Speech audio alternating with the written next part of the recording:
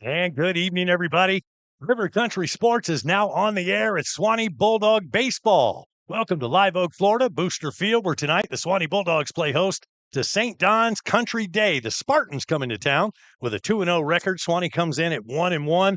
Early in the season, it's hard to read anything into the records or the stats. I know this, Suwannee has loaded up their schedule with some tough ball clubs this year. Yeah, I was looking at the schedule, and they do got a very tough schedule. The thing is, we got a lot of seniors on the team, and then you got some good juniors right behind them. I hear you got a pretty good super freshman coming on too. We'll see how that works out. But as the season progresses, you'll find out more about batting averages, fielding percentage, and what kind of team this team will be. Of course, Suwannee has designs on a state championship this year. Don't want to get too far ahead of things, but last year they were one step away from that Final Four, and they feel like this year they're even stronger than last year. So who knows? Yeah, you can never tell, and I think it all starts with pitching and defense. That's the key to the game. But you also got to have some good stout hitters. It always does you pretty good to have about 4 guys on the team that'll always come through for you on any given night. Yeah, we got some good ones. That leadoff batter, I'll tell you what, Noah Lopez. Yeah. He's got an on base percentage up over 500. I think he's hitting 500 early in the year. He's a guy that just gets on base and makes things happen. Yeah, and he can fly too. I mean, he can get after it, and good baseball player. He's going to be a good one for the Dogs, and he's going to be one of those guys that he'll be counted on all season long. No doubt. He'll lead off for the Suwannee Bulldogs and start at second base. He'll be followed by Jace Moran. He's behind the dish tonight, number 33, hitting in the number 2 spot. And in that freshman sensation, hitting in the number 3 spot, the third baseman, number 7, Easton O'Quinn. Yeah, I've heard a lot about him. I mean, I was looking at some of the preseason games where he hit a couple of home runs there and all, and you don't always expect that from a freshman, but delivering big early in the season and see if he can continue that throughout. No doubt about it. Ty Moses will back cleanup. Nice to have him back in green and white. He's playing right field tonight, number 15, followed by Gabe Garcia. He's batting in the number 5 hole, shortstop number 11. Tyler Watson gets the start tonight on the hill, and he wears number 4, bats 6th. He'll be followed by Grayson Green getting the start tonight at first base. Then Hunter Watson is your designated hitter, and Colton Rogers will wind up the starting lineup. Batting 9th, playing center field, number 2, Landon Peterson. He'll be playing left field, but he won't be batting. He'll have the DH batting for him in the form of Hunter Watson. That's the starting lineup for your Suwannee Bulldogs. Now, here's what's happening for St. John's Country Day. The Spartans, they will lead off with Preston Cole, the shortstop, number 4. He'll be followed by Hunter Rogers, who's the catcher tonight, wearing number 10. In the 3 hole, it's the left fielder, number 9, Braden Harris, the cleanup man, and he's already hit a couple of dingers on the season. He's a dangerous cat there, number 14, playing right field, Mason Jones. The designated hitter is Madden Williams in the 5 spot. Batting 6, Kason Johns. He is the center fielder, followed by Jonas Wells, the second baseman. Hunter Dantzler is the first baseman, and Chandler Dantzler gets to start at third base. You've got Ethan Bissell, who is starting pitcher tonight for St. John's Country Day. Your starters tonight. Yeah, they always have a great baseball team. It comes from, a good area, and always get the good guys over there from what it always seems like. Yeah, they are loaded each and every year. They made it all the way to the state championship game a year ago, fell 1 game short of winning the 1A state championship, and they've reloaded, and they're ready to make another run at it this year. Coach Tom Lucas, he's got a fine club, and they come in here dressed in, looks like North Carolina blue. Oh, yeah. That powder blue, and you got Wayne Kelly. He's on the PA tonight, and he's announcing the starting lineups here for Suwannee. Hey, if you're in the area, if you're driving around Live Oak and looking for something to do tonight, come on out here to Booster Field. It's good, cheap entertainment. Tell you what, bring the family, bring your appetite. It's a great time here at the ballpark. Oh, it is, and you got some great food just underneath. You can smell it cooking right now. I know it, man. Them hamburgers and hot dogs, they got French fries. They got it going on in the concession stand. Sure enough. Your center fielder, number 2, Colton Rogers. Yep, football season has wound up. Players for the Dogs. 1-9. I've talked to Coach. I've talked to a couple of the players. They promised me that's not going to happen again. So hopefully we're going to have more success this coming football season. Yeah, we're sure hoping so, and I think it will have a turnaround. I mean, you look at the whole season of football, you can look at 3 or 4 games, and you're at 500 very easily. So it's just one of those things. They played hard and put a lot into it, and I'm sure in this upcoming year we're going to make some adjustments and get that winning record. That's exactly right. Wayne Luttrell, Andy Day here in the broadcast booth, joined by Tammy Neal. She's our streaming producer tonight. Our camera operators tonight will be Sawyer Brooks, Dusty Morgan, Anthony Woolsey, and Lucy Roberts. And we've got John Koch working the scoreboard and the upstairs camera here. Bulldog Baseball here on rivercountrysports.com. We'll be right back after this break. Center field and rise for our national anthem. Your one-stop auto shop, J&W Automotive. You know, at J&W, they do paint and body work. Yeah, collision repair, paint jobs, bumper repair. They'll handle your insurance claim for you. At J&W, no job is too big or too small. They also sell vehicles, repair vehicles, retire vehicles, plus front-end alignments, AC work, computer diagnostics. They cut and program keys. They are your one-stop, all-in-one automotive shop. J&W Automotive, Highway 129 North in Live Oak. Call 364-1377. Online at jwautos.com. Excellence in academic and clubs. Tradition, family, future. Foundations for lifelong learning. Leadership begins here. Careers start here. Curiosity meets opportunity. Building the leaders of tomorrow. Learning begins with love. One district, every student, every day. The Suwannee County School District, my choice for high-quality education. G&W Site Services is a trusted site preparation and excavating contractor based in Live Oak, serving Suwannee and surrounding counties. Oh, yeah. From land clearing to site prep and grade work to excavation and ponds to driveways and culverts, material hauling, foundations. Whether you're preparing land for new construction or maybe utilities or draining solutions, give G&W a call. 386-209-4856. Licensed and insured, G&W Site Services. Online at gwsiteservicesllc.com. No matter what the road ahead brings, we'll be there. That's why Farm Bureau Insurance has been a trusted name for over 70 years. You deserve more. You deserve a promise. Local people, great rates, friendly service. That's the Farm Bureau Insurance promise. Farm Bureau Insurance, serving Florida for over 70 years. In Suwannee County, you'll find Farm Bureau in Brantford and in Live Oak. In Brantford on Drain Street, phone 935-1274. And in Live Oak on Dowling Avenue, call 362-1274. Farm Bureau Insurance. The national anthem while you're away on break. That was Chris Stapleton doing the national anthem out here at Booster Field, getting ready for tonight's ball game between the Suwannee Bulldogs and St. John's Country Day. Should be a good one here tonight. Suwannee dressed in their home uniforms or white uniforms. And again, the St. John's Country Day Spartans, they come in here in that baby blue. Yeah, old Carolina blue. Should be a good ball game tonight. Bulldog Baseball here in River Country is brought to you in part by J&W Automotive, by Assured Construction, by G&W Site Services, by Van Carpet One, by Farm Bureau Insurance, by the Suwannee County School District, by Waltz Live Oak Ford, the Waltz Automotive Group, by Grantham Realty, and by Companion Animal Hospital. Matter of fact, Companion is sponsoring the scoreboard, so every time you look at that scoreboard, think Companion Animal Hospital. And I was talking to the guys down there, and they said, you know, when we're doing football games and we say there's a hound on the ground, we're going to remind people that if they have an actual hound that's down, bring them to Companion Animal Hospital. Yeah, take them to Companion. There you go. They do a great job. We take our animals there. We've added a center field camera this year, by the way, so that's the shot you're looking at right there, man. That looks pretty good, doesn't it? Oh, it's pretty awesome. I saw it as I was driving into the stadium. I said, wow, I'm going to get some close-ups from the outfield. There you Might go. see one hit deep. And Got 4 camera setup going on here. Camera in center field. There's a camera up here in the booth with us, and there's one on the first base side and one on the third base side. They've done a lot of work on this field. They added a bullpen over there on the visitor side. They've added some new things here. They've reworked the field. We get some good weather, that grass will start turning greener. oh, yeah. Yeah, after the 8 to 9 to 10 to 12 degrees on the one day, and Yeah. you know, to get down in the teens, we're not quite used to that. It'll be a little nippy tonight, down in the 40s, they say, by morning, but it feels good right now. Yeah, that's pretty good weather for baseball. All right, let's get things going. Preston Cole is going to step up first here for St. John's Country Day, and he'll be facing Kyler Watson on the hill for the Suwannee Bulldogs.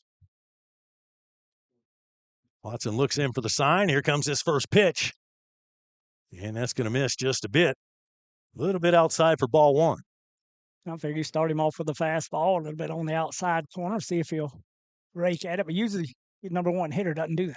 Yeah, he's usually got a pretty good eye on base percentage, and he'll swing at that one, and that one is knifing foul off the right field side, and it is going to be out of play. So the count even now at a ball and a strike.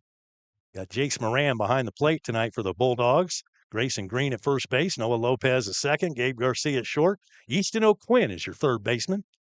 Give you the outfield after this pitch. Watson wheels, and that one got away from him. A curveball that got away from him, went behind the batter, but no harm, no foul. That just goes down as a ball, 2-1 count. Landon Peterson, starting left fielder. Colton Rogers is in center, and Ty Moses over in right field tonight. Here's the 2-1 pitch. And again, that curveball just a little bit high. That one was a little closer than the last pitch. Yeah, it was. You're going to have to get a little more out front, and that thing will come right on down. Early in the season, though, here we go. 3-1. That one's right in there. He grooved one, and it looked like Cole was taken all the way there. So now a full count on the leadoff batter, Preston Cole.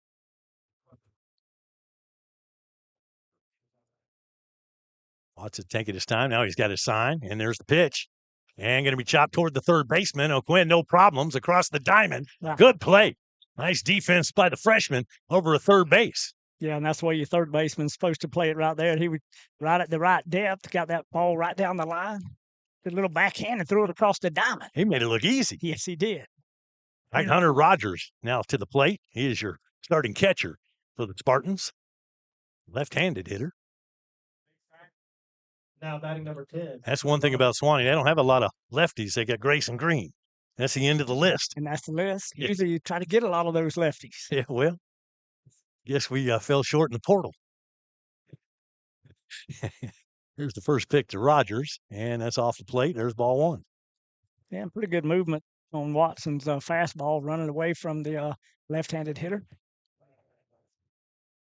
Suwannee with a pretty deep pitching staff. Everything but lefties fouled away, 1-1. But they've got plenty of depth. That's the difference this year between this year and last year. A little more depth this year for the Bulldogs. Yeah, you're loaded up with seniors, juniors. So, some guys that can play. They've been working hard. Swing and a miss. They put in the work in the offseason getting ready for this year's campaign. So pretty excited about the possibilities. And again, they've loaded that schedule up. They started off with a loss in their first game and bounced back with a come-from-behind victory in game number 2. A couple of private schools over in Jacksonville to start the season. And playing another one here tonight at the ballpark. The 1-2 pitch. That'll be chopped. Watson off the mound, and he'll just take it himself. Yeah, and pretty much that's the safe play for Watson. Just take it. That way you don't have to pitch it. And yeah. Well, sometimes you Your can't first get it out of the baseman. glove or, it might could as well take it. just go ahead and trot over there. So a nice job, 2 up, 2 down. And now here comes the 3-hole hitter. Number 9, the left fielder. This is Braden Harris. Yeah, like I say, Harris, 571 batting average. 4 for 7 early in this season. And he went after that one. Fouled it away.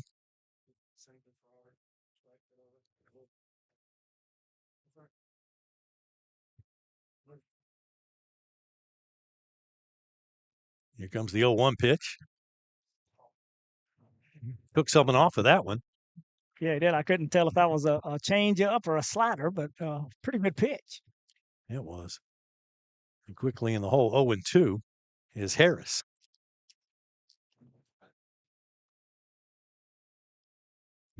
See if he runs it in on his hands. He has good movement on his fastball, and it usually runs to the inside. You're not going to give him anything good here. I wouldn't think. He did groove him one. And to the shortstop, Gabe Garcia can't find the handle. And there's a base runner and an error on the shortstop for Suwannee. That's very uncommon. Gabe Garcia normally a vacuum cleaner out there. Well, and the pitcher did a great job that time, Watson. We just came right at him. That was pretty good. Calling by the coach over there because you would suspect you wouldn't get that good of a pitch. I was a little surprised on 0-2 that Yeah.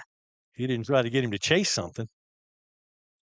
Yeah, sometimes you got to pitch backwards, and more or less what he did there. St. John's Country Day wins over University Christian to open the season, and a game at Beachside. They won 5-4.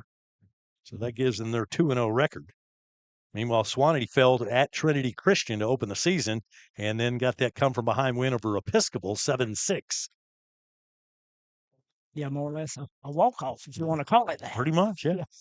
That was a great come-from-behind victory. Scored 4 in the 6th and got that winning run in the 7th. So that was a pretty good way to open up the home schedule. Oh, yeah. 1-1 count. Mason Jones, your hitter, the cleanup batter. This is a guy who's already hit a couple of dingers this year. Yeah. Got to be careful pitching to him. Mm. And that one, I think that hit him. Third ball got him, and he's going to take his base. So we got 2 quick outs, and it had Harris 0-2. But error on the shortstop puts him at first. Now he's at second. And Mason Jones will take his spot at first base after being hit by the pitch. That'll bring up the designated hitter, Madden Williams. Yeah, number 1. Let's see if Kyler can work out of this jam here. 2 runners on, 2 outs. No score in the top of the first inning. Watson steps off the rubber. The batter resets.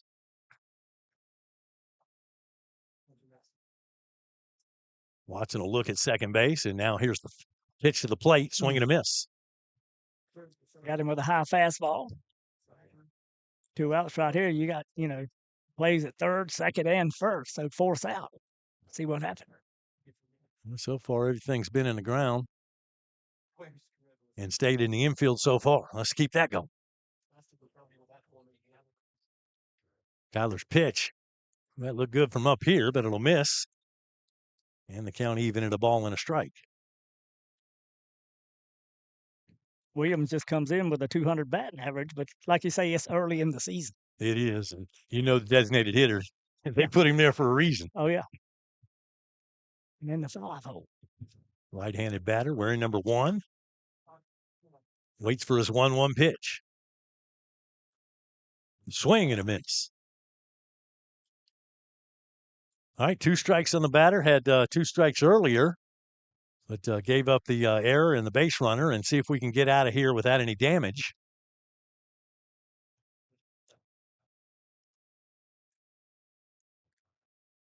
Runners get their leads. Here comes the 1-2 delivery. Just missed. Yeah, he was looking for that outside corner. Pretty good pitch right there. Yeah, and that's another thing. You're feeling out the batters, and you're also feeling out the umpire early in the game, seeing what he's going to give you as far as the corner of the plates, and will it go a ball outside? Oh, yeah.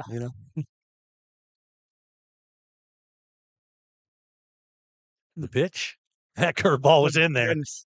Caught him looking, and that'll do it for the Spartans, and they're at bat here in the top of the first inning. So after a half inning of play, no score. Suwannee comes to bat next on RiverCountrySports.com. Your one-stop auto shop, J&W Automotive. At J&W, they do paint and body work. Yeah, collision repair, paint jobs, bumper repair. They'll handle your insurance claim for you. At J&W, no job is too big or too small. They also sell vehicles, repair vehicles, retire vehicles, plus front-end alignments, AC work, computer diagnostics. They cut and program keys. They are your one-stop, all-in-one automotive shop. J&W Automotive. Highway 129 North in Live Oak. Call 364-1377. Online at jwautos.com.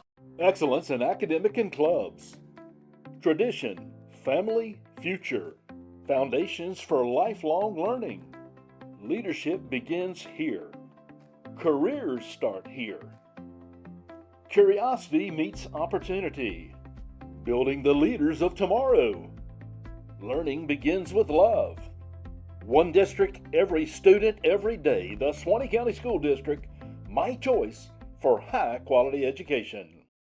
Want to give Bulldog tip of the cap going out to J&W Automotive, Jeff White and his whole crew out there, your one-stop automotive shop. Man, he's been a big supporter of the community and a big supporter of River Country since our inception, and we sure appreciate them. If you need work done on your vehicle, they do paint and body work, collision repair. They make keys. I mean, they do a little bit of everything. And if you're tired of your ride, they got a nice selection of vehicles for you. There you go. J&W Automotive, 129 North in Live Oak. Stop on by and tell them, hey, I appreciate you sponsoring Suwannee Baseball in River Country. All right, Noah Lopez, the leadoff here on the bottom of the first inning, followed by Jace Moran and Easton O'Quinn. They're going to be facing Ethan Bissell. Looked pretty good in his warm-up tosses. That's the starter for St. John's. Hunter Rogers behind the plate. You got Hunter Dantzler at first base, Jonas Wells, the second baseman, Preston Cole at shortstop, Chander Dantzler is at third base, Braden Harris, your left fielder, Jason Johns in center field, and Mason Jones is your right fielder. Starting defensive lineup for St. John's. All right, here comes Noah, Mr. On Base. He stands in there ready to go. And the first pitch, fastball inside. A little bit low and inside for ball one. Pretty good eye for Lopez. Bissell's got a little juice on that ball. Yeah. He brings it. Or Suwannee likes fastballs. Pitch number 2, couldn't catch up with that one. 1-1 count on Noah Lopez. Yeah, he threw that one kind of low and away. Had a little movement to the outside corner of the plate.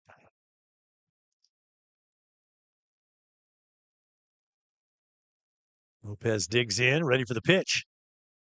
And he took that one. He's got a good eye. One of the leaders on this team as far as on-base percentage. He just got that knack of getting on base, and then once he gets on there, you got to watch out for him stealing, hitting, run. I mean, everything's in play once Noah gets on base. And chopper to the shortstop. Handles it cleanly. The throw across the diamond going to be close. He got it. Ooh, that was tight. Yeah, Noah got down there in a shortstop. If he'd have been any deeper, we'd have been on first. If he'd have double clutched just once. Jace Moran. Jace Moran now the batter. Jace Moran, a University of Florida commit. We'll see where he's drafted as to whether he goes to college or chooses the pro route. But he's going to have success. Well, we sure missed Noah and Jason in the football season, but love seeing him out here on the diamond. Oh, yeah. He took a hack at that one. And one fellow we don't see out here on the diamond is old Coy Fryer. He's decided to concentrate on football. He's going to be our starting quarterback this year. Man, goodness. Yeah. Yeah. Oh, my. That deserves an oh, my. Yeah, it is. Big oh, my. Here's the 0-1 pitch. Count even now, ball and a strike. Yeah, I noticed Coy was doing some visiting around, so he got some people looking at him, too. Oh, yeah. Yeah. We're looking for a big season out of him this year. Of course, he was the quarterback. You remember, he came in with a lot of promise just as a freshman. Yeah. And we kind of went back and forth in quarterback that year, and he played different positions. And then, he went away from quarterback because he could play anywhere. On the diamond, he was that guy you could plug in at shortstop, outfield, pitch, you do it. He was same in football. Very versatile. Great athlete. Yeah, pretty much all purpose. Pretty much. Count even now, 2 balls and 2 strikes. Jace Moran, 1 down here in the bottom of the first, no score. No left-handed batter digging in.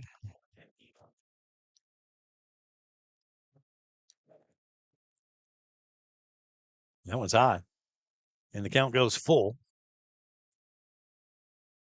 Threw that high fastball, more or less just kind of wasted the pitch, see if he could get him to chase it. Yeah. Ram with good patience up there. So a full count. Bissell's pitch.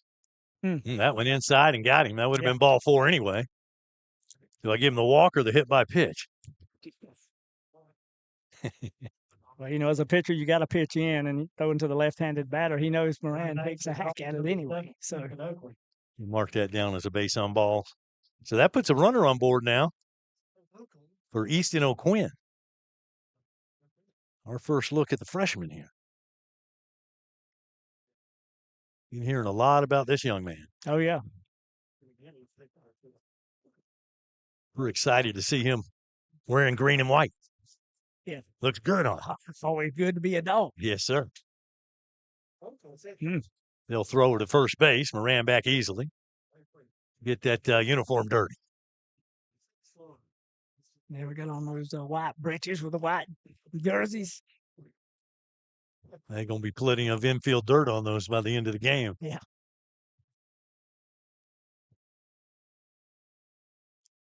That one's on the corner for a called strike. But got to be selective, and he didn't want to hit that outside pitch. And it just did nip the corner. Moran, throw over. They tried to catch him off balance, but he gets back safely. Nice job over there by the first baseman, Hunter. Moran's got a good lead. And the right-hander goes to the stretch, and here's the pitch. And that one missed. Tried to come with the breaking pitch. He's mostly been throwing fastballs thus far. I tell you what, when you see that fastball and then he throws that off-speed pitch, man, that thing's like takes forever to get to the plate. Oh, yeah. 1-1 on O'Quinn. High and away. All right, Suwannee trying to get something cooking here in the bottom of the first inning. Noah Lopez led off, grounded out to the shortstop. Then Jace Moran with a walk. Now here's Easton O'Quinn hitting in the 3 spot.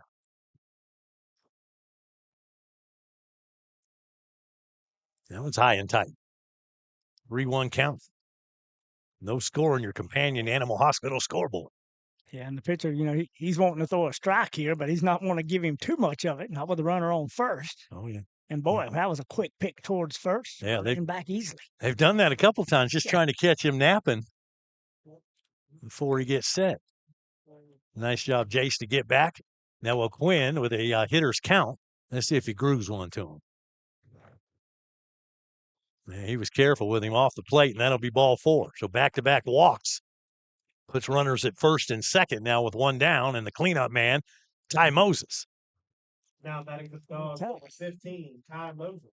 And Ty, I tell you what, he was beat up a little bit during the football season, but great athlete, comes out here and been wanting to see him on the baseball diamond. That is right. He's in a great spot here with 2 ducks on the pond.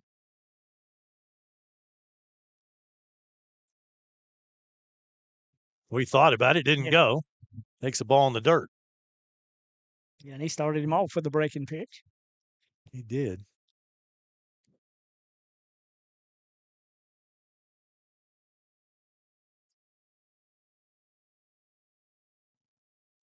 Coach Moran gets the signals, and the batter's dug in.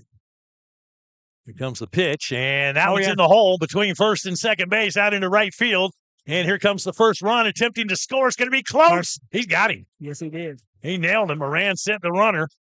Nice throw out there from the right fielder, Mason Jones. He had him, man. That was a beautiful throw. And throw from the right fielder. Yes. Suwannee taking the chance early and coming up empty on that one. Base hit from Ty Moses. Dave Garcia. But going to put runners at the corners and now 2 down.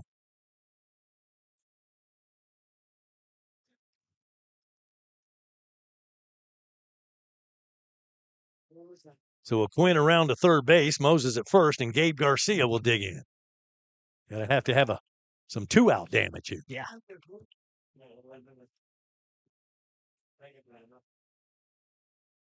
Moses with the lead at first did not go. A little surprised. Yeah, because Moses has a pretty good speed himself. Yeah. I thought he was gone in that first pitch, but did not go. They're holding him at first base.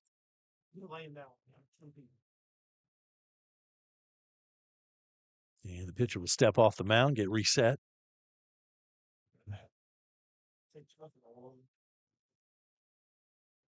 Now Bissell back on the rubber.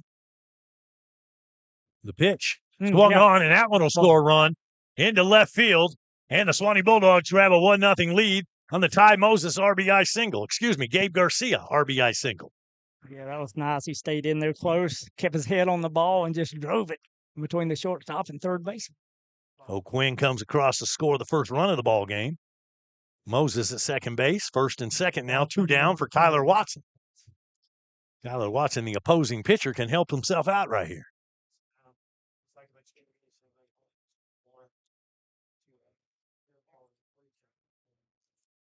Kyler had a great football season. Oh, he did. Looking forward to seeing him again next year. And this one's in the air. And that one is in right field, and he's calling for it, makes the catch. So that'll do it for Suwannee's at bat in the bottom of the first inning, but they do play to run. It's the Dogs 1 and St. John's 0. Back after this on RiverCountrySports.com. G&W Site Services is a trusted site preparation and excavating contractor based in Live Oak, serving Suwannee and surrounding counties. Oh, yeah. From land clearing to site prep and grade work to excavation and ponds to driveways and culverts, material hauling, foundations, whether you're preparing land for new construction or maybe utilities or draining solutions, give G&W a call. 386-209-4856. Licensed and insured, G&W Site Services. Online at gwsitesservicesllc.com. No matter what the road ahead brings, we'll be there. That's why Farm Bureau Insurance has been a trusted name for over 70 years. You deserve more. You deserve a promise. Local people, great rates, friendly service. That's the Farm Bureau Insurance promise. Farm Bureau Insurance, serving Florida for over 70 years. In Suwannee County, you'll find Farm Bureau in Brantford and in Live Oak. In Brantford on Drain Street, phone 935-1274. And in Live Oak on Dowling Avenue, call 362-1274. Farm Bureau Insurance.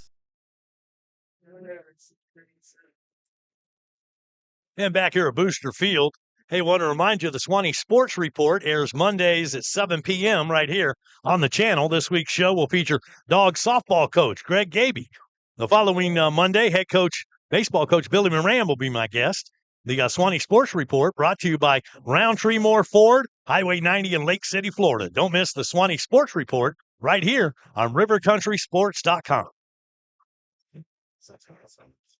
All right, getting ready to get things going here in the second inning. Suwannee with a 1-0 lead after one. Long way to go in this ball game. Kason Johns will lead off for St. John's, followed by Jonas Wells and Hudson Dantzler. I knew I messed that up eventually. Well, it's pretty good. I think it was brothers on there, wasn't it? Let's see. I was trying to think if they were. Maybe not. Yeah, they've got, there's two of them, so Yeah. I'm assuming they're brothers.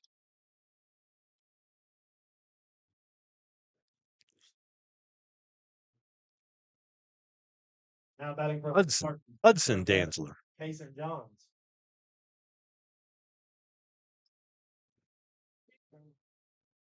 Watson on the mound. First pitch into right field. Boy, if we can get over Chasing there. it. No, he's not going to get there. Boy, what a great effort, though, Yeah. out there in right field. I mean, he made a dive there at the end. Ty Moses, with his good speed, made that look closer than it should have been. Oh, yeah. And I think somebody's a little slow to get up over in the corner. Not sure what happened out there. Let's see if we can figure that out. Eyes up and jogging back toward his right field spot.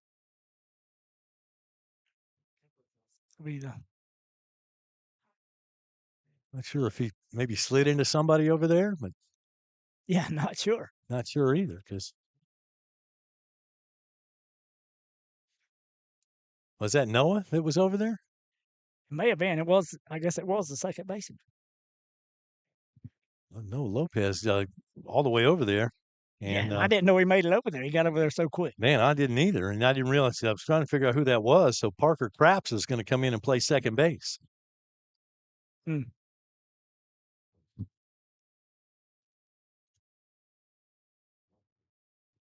Noah Lopez shaking up a little bit. Let's hope that's nothing serious.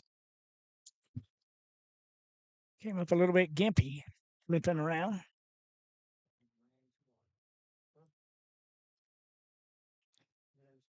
But yeah, I couldn't even tell we were missing the second baseman. I was thinking maybe the first baseman made it out. I said, no way. Yeah.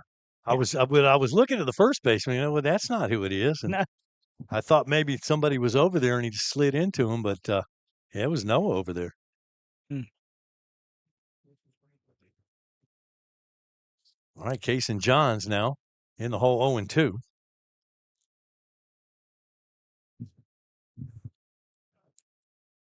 Watson's pitch. That was outside and low. Pretty much wasting that one. Yeah. Normally that 0-2 pitch, you're not going to groove one, so Nah. try to be careful with him. You can get him to chase one. That's great.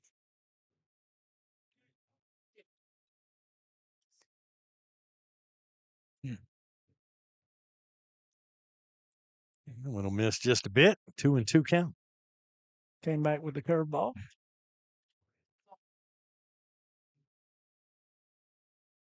Watson going from the stretch.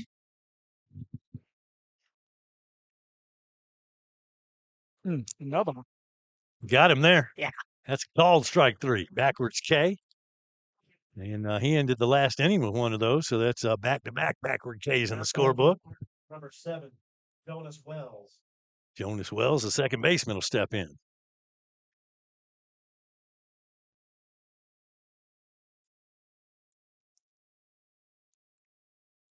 First pitch to him, that'll be just a bit high. Yeah, Wells a pretty good hitter. Early in the season, 2 for 5, batting 400. That's a hot start. Had a piece of that one, but foul back to the screen. So a 1-1 count.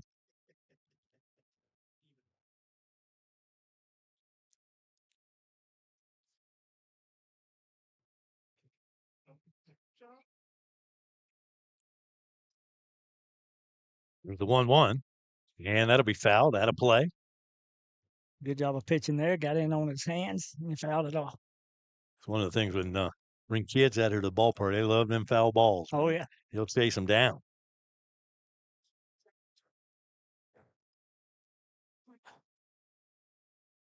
The 1-2 pitch. Yes, he did. Yeah, he went with it, but going to have to throw down to first base, and there you go in time. Well, it's goes in the book as a strikeout. Oh, yeah. That's 3 in a row. Watson's starting to feel it. Getting his groove, getting his curveball going. That first one got away from him and Yeah. early, and he got that thing, got it out front. Now it's working. No doubt about it. All right, this is Hudson Dantzler, first baseman. And another one. Yeah, that curveball's in there, man. He has found the strike zone on that curveball. Like you said, he started out with just a bit inside. And then the next one was a little closer, but still way off the mark. But now he's got it dialed in. And if you can get that curveball working, that fastball is that much more effective. Oh, yeah. He got some good teachers over there. I mean, Moran had a good one, a Coach Moran, you could look at. And then you look at Pennington, too. Swing and a miss. And there comes that fastball you were talking about. Yeah, he's got some good coaching, no doubt about it, with Reed Baldwin and Jake Green. Yeah. Zane Stevens over there.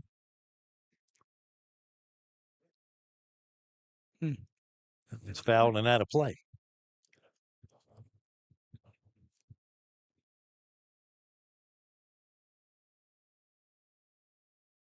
One ball, 2 strikes. 2 down in the inning. And that one just missed. A little bit inside. 3-1 count. I was ready for him to ring it up. That one just missed. Yeah, just a little inside. There it is. And strikes out the side. 3 up, 3 down in the top of the second inning. So after an inning and a half, it's Suwannee 1 and St. John's Country Day 0. Dogs coming up to bat after this on rivercountrysports.com. What's up, guys? Welcome to Van Carpet One.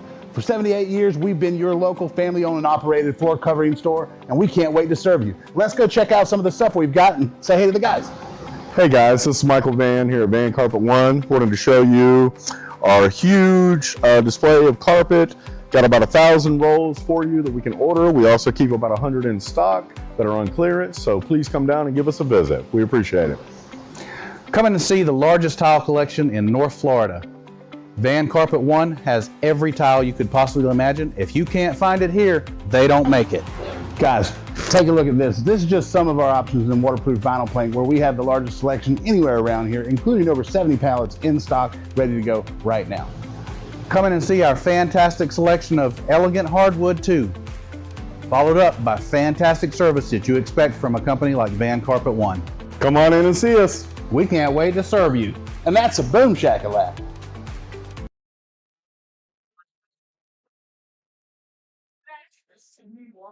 And back here at Booster Field, Suwannee, let's see, to the plate, Grayson Green to lead off this inning, followed by Hunter Watson and Colton Rogers, the scheduled first 3 for Suwannee here in the bottom of the second inning. Dogs looking good early, 1-0 lead. But they would like some more runs, a little bit of insurance. This is the 7, 8, and 9 hitters to lead off here in the second inning. Yeah, and I was just trying to look toward the bench and see where Lopez was or if he came back out. Well, this early, too, they probably just don't want to take any chances. So, Yeah. Now let's go ahead and get him out. And Racing Green. hopefully he's all right. But they going to give him a little treatment and make sure. All right, Grayson Green at the plate. Starting first baseman. He got the starting assignment against Trinity Christian. Unfortunately, took the L in that ball game. Pitched pretty well, though. Just couldn't get the offensive support. Another lefty. Yeah. Good looking cut at that one, but that'll be fouled away back to the screen.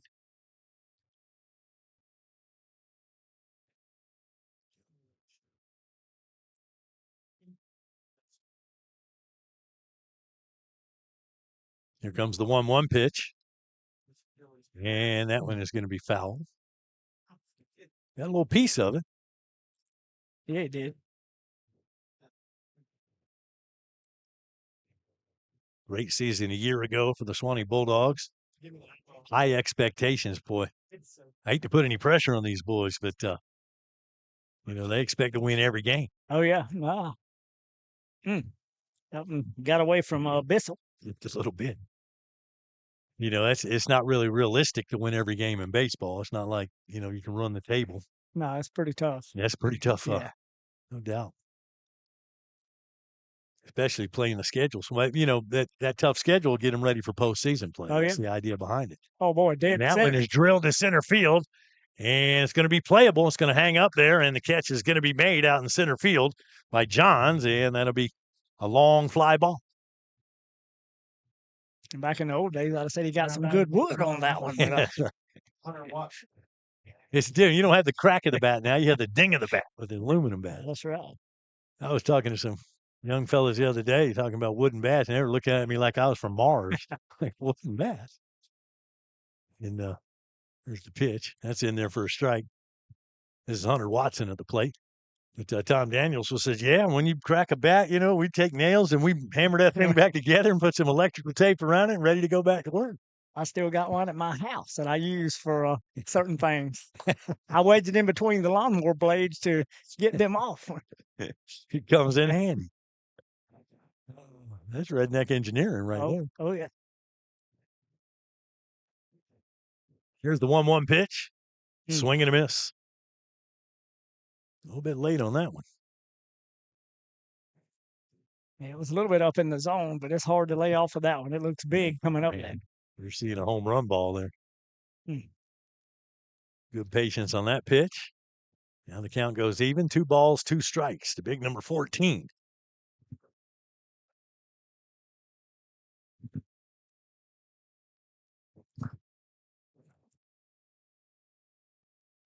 And 2-2 gets away from him. And now a full count on Watson. Colton Rogers on deck. Sometimes it's pretty good for the pitcher to be effectively wow, one behind him, one in front of him. Yeah. See where the next one goes. Here comes the payoff pitch.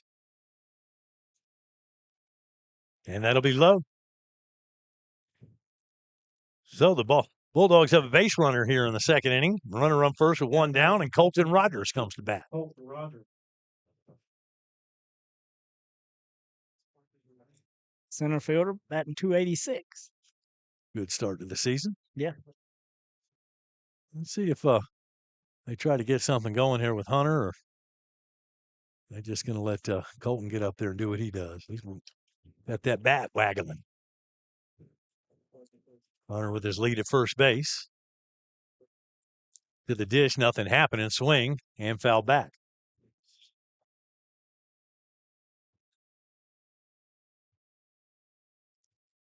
Bissell does have a pretty good move to first base. We'll see. He does. Got to watch him over there. Even though he's a right-hander, he will snap that throw. We've seen that a couple of times. There it is. Hunter back.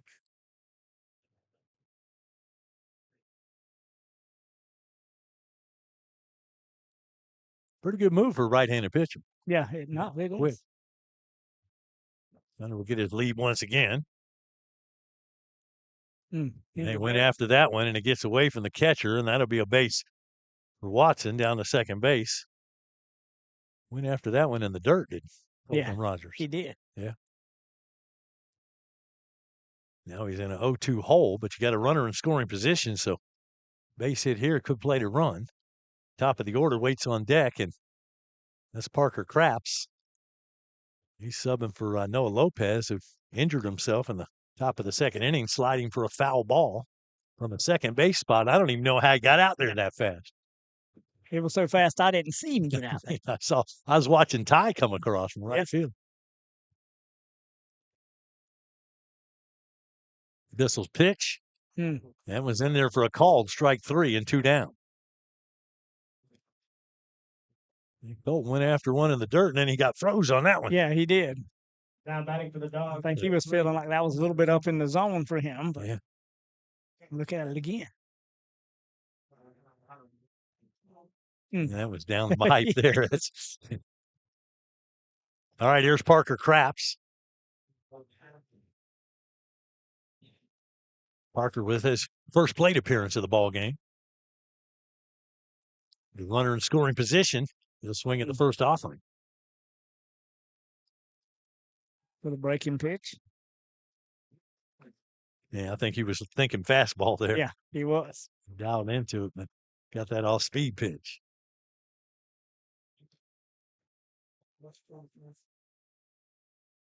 That was low and away.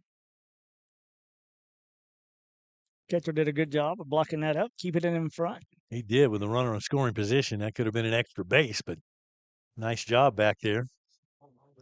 Rogers.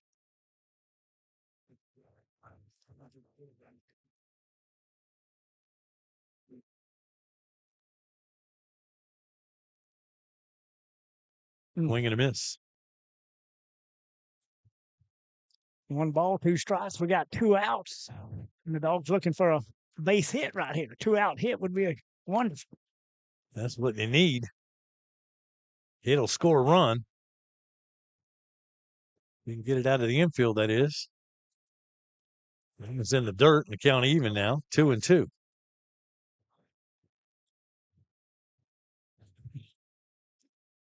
So Hunter Watson at second base, Parker Craps at the dish, 2 down in the inning. Suwannee with a 1-0 lead. They would like to have more. There's the 2-2 pitch. There goes the runner. Swing and a miss, and that's the inning. So Suwannee, nothing doing here in the second after 2 complete. Suwannee 1 and St. John's nothing on rivercountrysports.com. Build strong, build smart, build with Assured. Assured Construction, Florida's trusted construction company for barns, steel structures, and custom builds. At Assured, they specialize in strong, functional structures built to last in Florida's demanding climate. Building with integrity, precision, and pride. Veteran-owned and operated. Financing available. Assured Construction. Call 386-209-4372. Online at assuredbuild.com. Assured Construction. Go Bucks! Do you want to help veterans? Vet Team 6 is a nonprofit organization that helps North Florida and South Georgia veterans with all types of projects. Things that other organizations may not be able to do, like mowing lawns, removing debris, repairing driveways. We even help one veteran bury his donkey. You can help Vet Team 6 by volunteering your time or by making a monetary donation to the cause. For more information, check out our Facebook page at VETTEAMSIX. Vet Team 6. 6 branches, 1 mission. Vet Team 6, Dwayne Rourke leads that organization out of South Georgia. South Georgia, North Florida, if you're a veteran in need, Vet Team 6, man, they do some wonderful work. Just helping folks out with everything from mowing a lawn to, help them get transportation here and there. And one time they actually buried a fella's donkey. He didn't know what to do. Donkey had died. And they got out there and dug a big old hole. And mercy. Well, they do what they have to do. Yeah. So if you can support Vet Team 6, that'd be greatly appreciated. They take care of our vets. All right, 1-0 Suwannee after 2 innings. Top of the third here. It'll be the 9-hole hitter, followed by the top of the order. So Chandler Dantzler will lead off things here in the top of the third, followed by Preston Cole and Hunter Rogers. Now batting for the Spark, Number 8, Chandler Dantzler. Tyler Watson got the start tonight. He's been looking good. Yeah. 4 strikeouts in a row. Don't want to jinx him or anything. He mowed him down the last inning. Squares the bunt and right back to the pitcher. Should be an easy play, and it is. Yep, good play by the pitcher coming off the mound, making the good throw to first base. Yeah. Pitchers love that one pitch. Yeah. Yeah. Don't have to work too hard. Now batting for the Spartans. Because they do have a pitch count, especially this early in the season. Oh, yeah. He got that bunt down. It's just right back to the pitcher. Now Preston Cole. Top of the order. He grounded out the third base in his first plate appearance. This time into the outfield, and that one's going to be deep. It's still going, and it is out of here. Home run, Preston Cole. Yeah, and before he came to the plate, he was hitting 429. He just helped it out a little bit. He just grooved that one, and I thought for a minute there it was going to hold up, but it just carried. Yeah. That is out of here, and we're all tied up. Not up 1-1. Now batting for the Spartans. Yeah, he had one pitch in that first at bat and a bunt back to the pitcher, one pitch in this at bat, and it's out of the ballpark. Yeah. All right. Take that off and go back to work. Hunter Rogers now to the plate. He grounded out to the pitcher in his first plate appearance. And this time, opposite way, that's going to twist foul, giving a chase out there in left field is Landon Peterson, but he won't catch up to it. And you usually get that with left-handed batters. They like to pull that front shoulder just a little bit easier to go with the pitch and get that hit to left field. Most of the time, those lefties, they like it in. They're pull hitters. Yeah. Well, he went with the pitch. And he did. Just out of play. Swing and a miss there, and quickly, Kyler's out in front of the hitter here. 0-2 the count now on Rogers. Braden Harris, another dangerous hitter, waits on deck. I didn't think one run was going to be enough. No, No, you talk about the home runs. You got one batting 429, one 400, one 571. Just 2 games into the season, that'll all even out. But oh yeah, they've got some sticks. There's no doubt about it. Coach Tom Lucas got a pretty good ball club, as he does every year. Swung on, and that one twisty. Now that's going to be a fair ball down the line. Peterson will grab it, throw to second base, and hold him to a long single. Yeah, and he did a great job of going with the pitch. It was a breaking pitch on the outside corner. He stayed right with it. Number 9. Went up it. Braden Harris. Good piece of hitting there. So Rogers is on base with a single. Only one down in the inning, and we're at the number 3 spot here. They're going to have a pinch runner come in. Put a little more speed on the bases, it looks like. That's Jaden Hendricks going to come in and pinch run.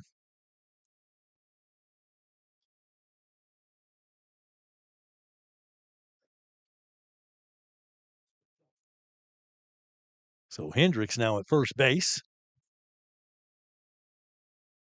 Braden Harris will be the batter. He reached via an error in his last plate appearance. You know, we were talking about he's batting 571. So we'll see. Yeah. That's in there for a called strike. Harris not offering it that one.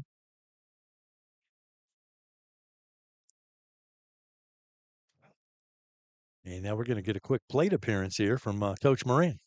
Yeah. You know, sometimes after a home run or something, I mean, you got to slow the game down, even though baseball doesn't need a whole lot of slowing down. Yeah. And you can kind of tell the Billy's gait, you know, as he walks to the mound, that was kind of a slow walk out there. So he's just giving a little time and let's settle things down. And, Kyler he threw one across the plate. And yeah. St. John's took advantage of that. Cole parked it. So just got a little conversation here between Coach and his battery.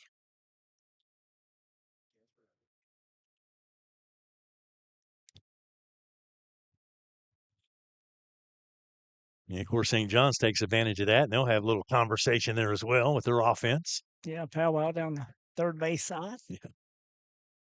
Now everybody gets set to go back to live action. 0-1 count on Harris.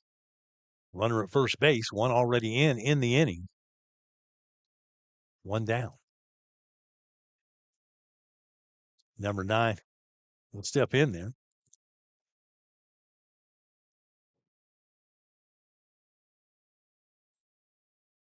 Watson's pitch, swing and a miss. Came with the heat. He did, and Harris took a hack at it, but could not connect.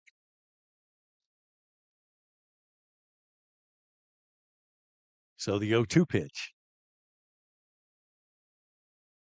Throw over to first base. Boy, snap throw. Yeah. Green handles it and applies the tag, but a little late. Trying to catch Hendricks leaning there.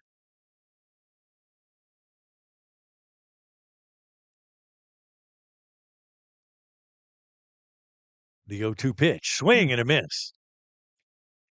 And that was a big strikeout there. Yeah, it was. And he kind of tied him up on the inside half of the plate.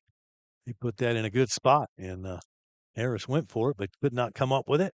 And so 2 down in the inning, and now Mason Jones, the cleanup batter, at the plate. Another dangerous hitter here. Yeah. He's got 2 home runs to his credit, I believe, in 2 games. Throw over to first. I'll tell you, when Kyler throws it over to first, he doesn't just toss it over there. He's looking for the pick.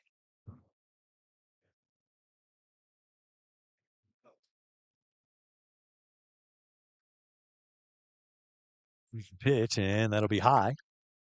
Ball 1. Okay.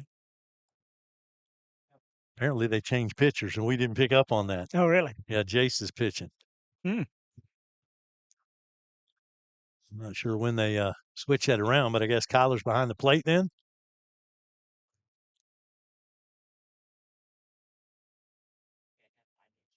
Well, I appreciate somebody coming up here and telling me thank you, man. I appreciate that. I did not know that. We'll get that straightened out. Yeah. Boy, that in-between hop. Thought it was going to, boy, make it a little tougher on the arrow, but with the arrow, we'll see if they stop at third. They will. That was a little bit costly there.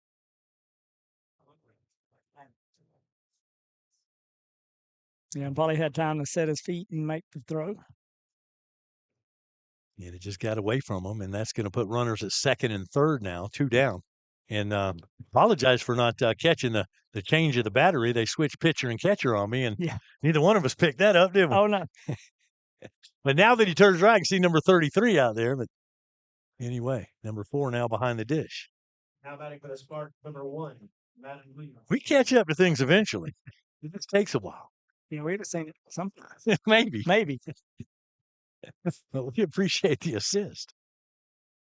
All right, Suwannee, got to get out of this jam now. Second and third, 2 down. Here's Madden Williams, the designated hitter. In there for a called strike.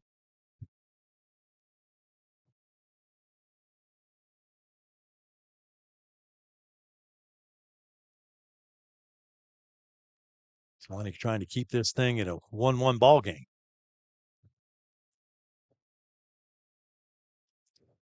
And that one is going to be low and away. Yeah, pretty good breaking pitch. It was, but didn't like it. Just off the plate.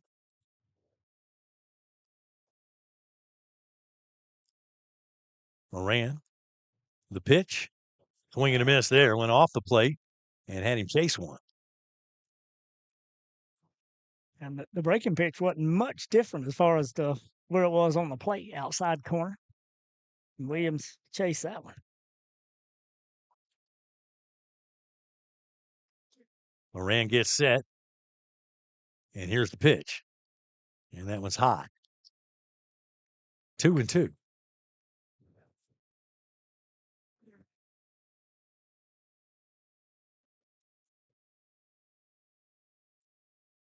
Two on, a 2-2 count with 2 down.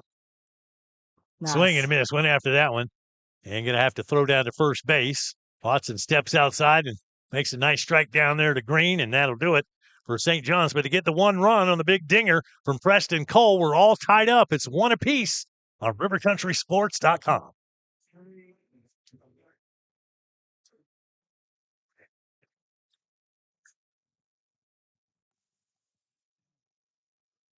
Cupid's drawing back his bow and aiming straight at the President's Day sales event at Walt's Live Oak Chrysler Dodge Jeep Ram. Sweetheart savings on cars, Jeeps, trucks, and SUVs are waiting. Kick off Truck Month strong with up to $12,000 in total savings on 2026 Ram trucks. People ask, why do we give such great deals? It's because we love selling Jeeps. That's right. Love is in the air, and so are the deals during the President's Day sales event at Walt's Live Oak Chrysler Dodge Jeep Ram. Your trusted local real estate partner in Live Oak, Grantham Realty, for all your real estate needs in North Florida. With over 20 years experience, they're more than just a real estate agency. They're your friends and neighbors dedicated to serving this vibrant community. So whether you're buying or selling, you can trust Grantham Realty to provide solutions that fit your needs. At Grantham Realty, you'll be treated as a friend, not a number. Contact their friendly team today. Grantham Realty, 386-362-7080. And back here at the ballpark, as we get ready for Suwannee's at bat here in the bottom of the third inning, the Suwannee Bulldogs and St. John's Country Day doing battle here at Booster Field. Suwannee with a run in the first inning, and St. John's came back with a run in their at bat in the third. We got the meat of the order coming up here for Suwannee, so let's see if they can do some damage. Jace Moran, he's going to lead things off here, followed by Easton O'Quinn and Ty Moses. Moran got the start at catcher. Now he's the pitcher of record.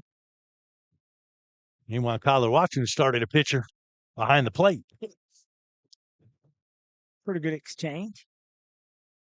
But it's pretty nice when you can switch them around. I mean, that's pretty good depth.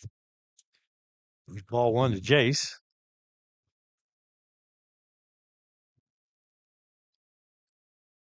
Ram walked his last at bat. Tried to score, and a Ty Moses shot to right field, but was cut down at the plate. Offered that high and away pitch. It'll take it to 1-1. Left-handed batter Moran. And there's the 1-1. Swing and a miss. Well, Jace got a smooth swing, doesn't he? Oh, yeah. Got to make contact here. Ball and 2 strikes. Spread out a little bit. Protect the plate. Foul that one back. That one's out of play. So the count remains 1-2. Easton O'Quinn, he scored the only Suwannee run of the ball game. He waits on deck.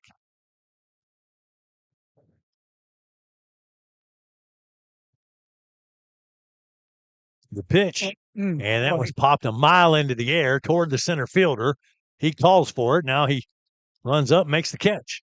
Yeah, he just got under that one a little bit. He missed it a little. If it hadn't, you'd have seen that one over to the scoreboard. Yeah, if he'd have hit the sweet spot of the bat, you're right. Now batting to the Dogs, number 7, Easton. So a long fly ball to center field, 1 down, and now Easton O'Quinn comes to the plate. He walked at his plate appearance back in the first inning, ended up coming around and scoring on an RBI single from Gabe Garcia. 1 down here in the third. O'Quinn digs in. And that went up high. Started him off with a breaking pitch. Just out of the strike zone. Ethan Bissell's been pretty effective on the mound for the Spartans. That one catches in there. Yeah. Quinn took that all the way. Looks at third base, now digs in. Is the offering, and that's going to be chopped foul. Coach Moran tried to barehand that one.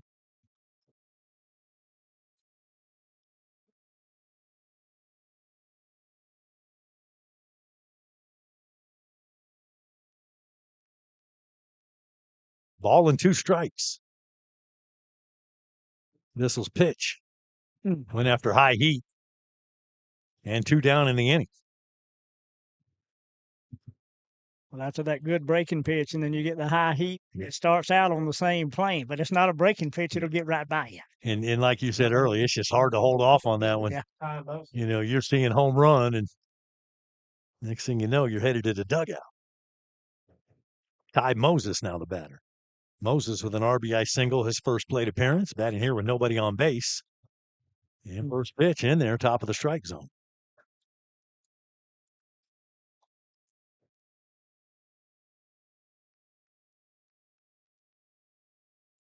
It's 0-2. Thing about baseball is, you know, you actually have more failure than success. But if you get 3 hits and 10 at bats, you're batting 300. You're an all-star. So that's how that works. There's the 0-2. Wasted one there.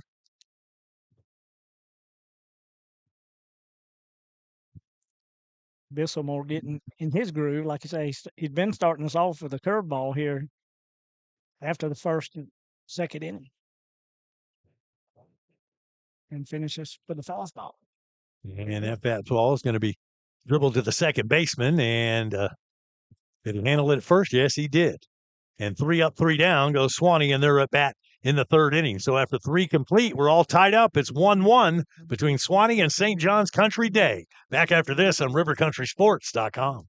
G&W Site Services is a trusted site preparation and excavating contractor based in Live Oak, serving Suwannee and surrounding counties. Oh, yeah. From land clearing to site prep and grade work to excavation and ponds to driveways and culverts, material hauling, foundations. Whether you're preparing land for new construction or maybe utilities or draining solutions, give G&W a call. 386-209-4856. Licensed and insured, G&W Site Services. Online at gwsiteservicesllc.com.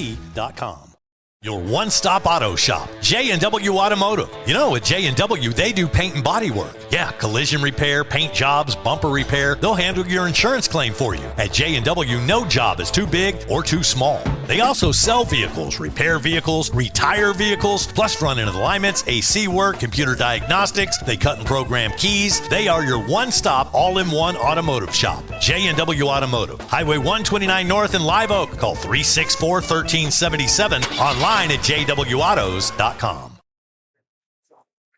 Back here at Booster Field, Live Oak, Florida. Beautiful night for baseball. A little nippy, but it's not freezing. We can handle this.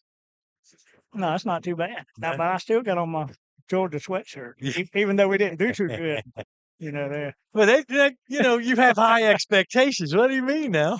They still had a fine season just because you can't win the championship every year. Well, you know. I sure pulling for my Hurricanes all the way to that last game of the season. So I was thinking about you when I was watching that. But, I was pretty proud of them, though. I tell you what, we got another pitching change going on out here. I think it's Rogers. So I'm not sure. I couldn't see his number at first, but yeah. It looks like Colton Rogers out there. He kind of goes down from down under, and he's not Aussie. Yeah, that's right. So Rogers comes from center field to the pitching mound. And I'm guessing that Jace went out to center field. Would you assume that's correct? I'm thinking that might be the way it is because I can't see the catcher's number. Yes. Yeah. Yeah. It's still watching behind the dish. Yeah. Looks like number It 4. We'll get it figured out, or not. Jason Johns is the batter here. Jason the sidewinder in there for a strike.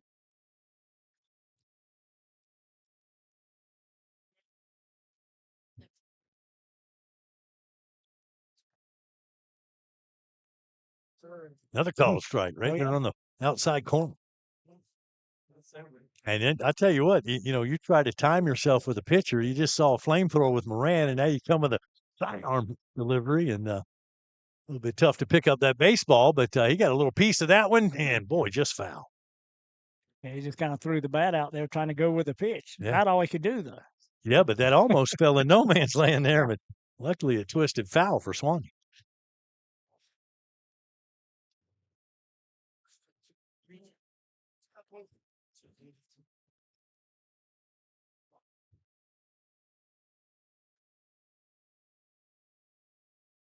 Holden's pitch that time just a bit too far outside. Down even now, 2-2 for the leadoff man here in the 4th inning. for St. John's Country Day out of Orange Park, Florida. Swing and a miss. Well, that's a nice pitch there. You know, with Rogers coming from down there on the side, I mean, when you gotta coming over the top, you gotta pick up the ball in a little bit different slot. So Yeah, and he kind of hides it well. You don't really see that ball until suddenly it's on top of you. Jonas Wells now at the plate. Ball 1 to him. Starting second baseman. He struck out back in the second inning. Third Suwannee pitcher of the evening. Yeah.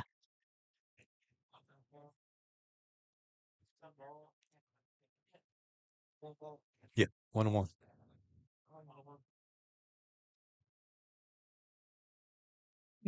Inside and ball 2. Yeah, Roger, just a junior. Pretty good inside pitch there. Hey, well, it's starting to get a little nippy out here. Did bring a jacket. I'm going to dig that out of the backpack. And good play. Oh, no, he got off the glove of Garcia. I thought he was going to get there. Little surprised when you have a situation like that, your shortstop is going backwards trying to make that tough catch. Your left fielder is coming in, and I thought maybe that Peterson would call him off. But Garcia stayed on it and had a glove on it but couldn't squeeze it. And that's the second error of the game by Gabe Garcia. That doesn't happen very often. A second scoring position, runner at second base. And now Hudson Dantzler comes to the plate. He just won out, so yeah, pretty good scoring opportunity. It is. Suwannee trying to hang on here. It's 1-1. St. John's, though, with the runner in scoring position with 1 down here in the 4th inning. Colton Rogers will look at second base, and now here's the pitch. Nice. Good-looking breaking pitch. Swing and a miss. That ball had some heavy movement on it, didn't it? It did. Rogers with a sign. Now he checks second base. And to the plate. Inside. It's one thing with Rogers. He doesn't mind pitching inside. Oh, he said. Well, and it looks like, when that ball's coming, normally it'll curve back over the plate. Yeah, that movement on it. Yeah. And if you're a hitter, you got to hang in there. It's not easy. Got a little piece of that one, fouled away. 1-2 count. This is Hudson and his brother Chandler, we're assuming his brother, same last name. Yeah. Dantzler waiting on deck.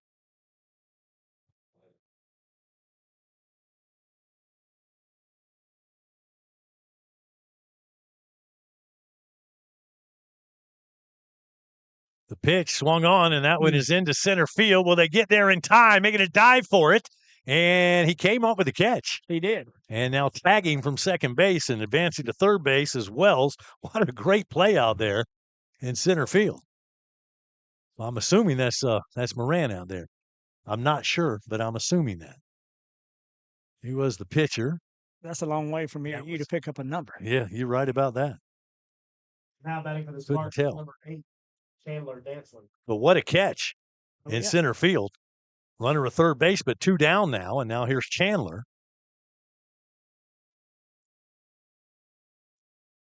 There you go. Strike 1. Inside corner. Nice pitch. Good looking pitch. See if Colton can work himself out of this one. They chase that one a little bit. It gets away from the catcher, and a runner's going to score, and St. John's Country Day will take a 2-1 lead. Talk about things that come back to haunt you, and then you look at the error, you get a base runner, and then you pass the ball. Yeah. Pass ball scores him. Well, you get a runner at third base, and that's the chance if one gets away from the catcher like that. Yeah. Even though sometimes here at Booster Field, it'll bounce off of that brick wall behind home plate and bounce right back to you, but wasn't the case on that one. 2-1 count now. He's going to have to dig from behind if they're going to win this ball game. Had a 1-0 lead. Now it's 2-1 Spartans. Yeah, got a little piece of it, and then off the catcher and into fair territory. Would have made a nice bunt. If I wasn't sure at first, but I think that went off of the chin guards. Tyler behind the plate. That was off his glove, I think. Anyway, no foul, no harm. Come on, Colton. Right here. Ring him up. There it is. Inside corner. Mercy froze him up. It did, and that'll do it for the Spartans with their at-bat in the fourth inning, but they played a run and take a 2-1 lead over the Suwannee Bulldogs. RiverCountrySports.com. Excellence in academic and clubs. Tradition, family, future.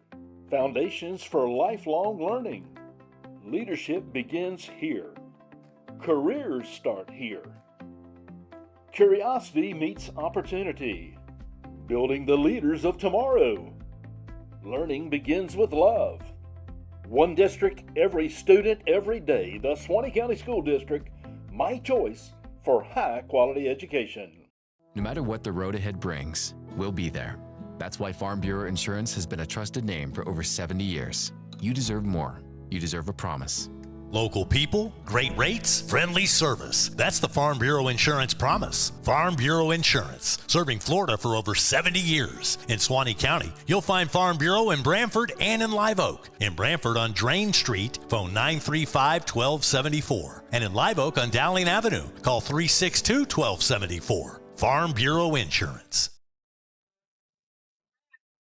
And back here in Live Oak, Booster Field, the Suwannee Bulldogs now in the hole 2-1 against St. John's Country Day. See if they can make a comeback here. I want to thank Farm Bureau Insurance, one of our season sponsors here in River Country Sports. Thank you to Jake Green. Jake's doing getting a little work in on the coaching staff this year. Yeah. He's a busy guy now. He's always working. Yes, sir. But if you need insurance of any kind, go see my buddy Kevin over there at Farm Bureau, and he will take care of all of your needs. 2-1 ball game here. Spartans over the Bulldogs, and the Dogs coming to bat here in the bottom of the fourth inning. Ethan Bissell has been the man on the mound for St. John's and kind of has quieted Suwannee's bats here. See if we can get things going here in the fourth with Gabe Garcia leading off, followed by Kyler Watson and Grayson Green. Garcia had a single on first at bat. He did have that RBI single. That scored Suwannee's only run. See if he can stay hot at the plate. That one will be way upstairs. Well, sometimes on those, you got to lower that bat. You know, that curveball can hit it. So you know you had a foul ball. And this one is twisting, just foul. Boy, all the way to the wall. That was off the bottom of the wall. You got a hold of that one, but foul. Yeah, he stroked it. Just couldn't keep it fair. Well, it looked like he's got the timing down, boy. If he can get another one, put that one in fair territory. That one didn't miss by much, but it was foul by a foot or two.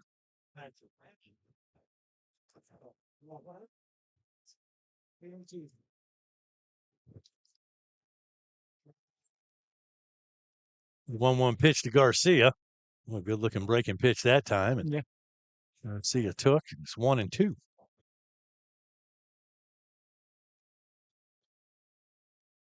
Man, that one just a bit high. 2-2. Yeah, just missed. It did. Garcia looking for his pitch. Said that wasn't it. And went after that one right back to the pitcher, to first base, and that's going to be a close play, but he got him. You know, they've started in college baseball where they have double bags now at first base, and that's to avoid those type collisions. They haven't adopted that rule yet here at the high school level in Florida. But Garcia, a little bump there at the end. Yeah. They could have run through him. I mean, oh, yeah. One down, and here's Kyler Watson. Kyler with a grounder to the shortstop. 2 down. Yeah, the Spartans playing pretty good defense. They are pitching well and playing defense. Well, you knew this wasn't going to be easy. Oh, no. This ball club came in here last year and beat us 8-0. Yeah, I saw it. Yeah. 2-1 ball game here. Suwannee trying to get something going. Now 2 down, Grayson Green. Let's see if he can get something cooking. Inside. He held up. Good eye out there. Suwannee's got pretty good pop in their bat, so it just takes one swing if they hit that sweet spot.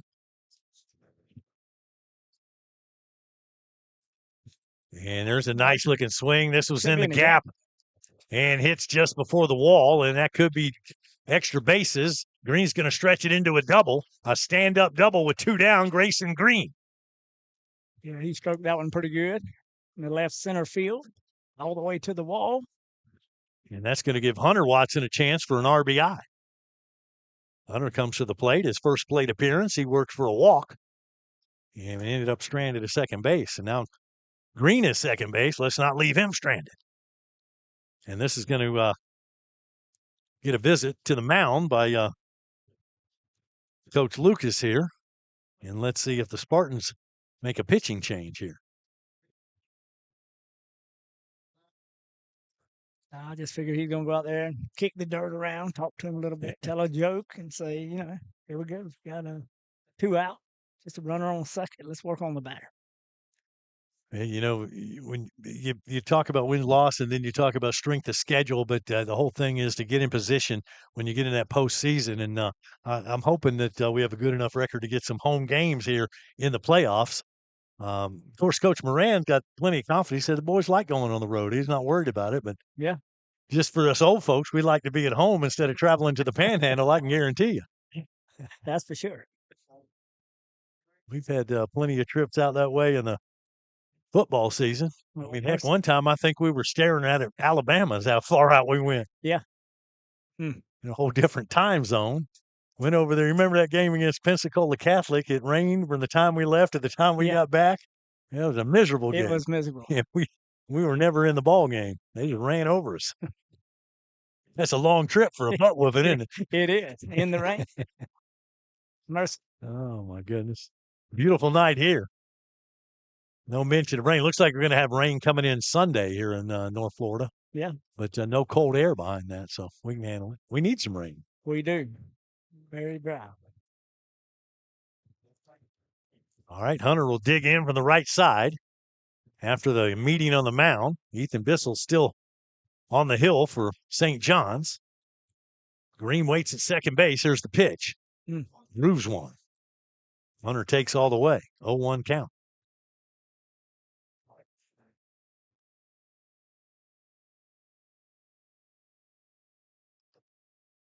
Bissell from the stretch. Taking his time. Yeah, he'll mix up there on the signage, I think. And now he's going to say, hey, we want to reset. So, of course, the pitching coach or the head coach will send the sign to the catcher, and then he relays it to the pitcher. But I don't think he liked what he was seeing there. Good thing they're not on a pitch count. Like in the major leagues, you only have so much time to get that ball to the plate. Now he'll step off and chase the runner back at second base. Little cat and mouse going on.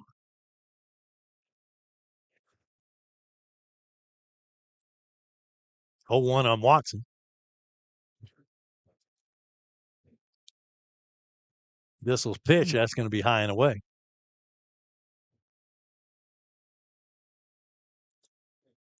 One count, 2 outs. Got a runner in scoring position on second base.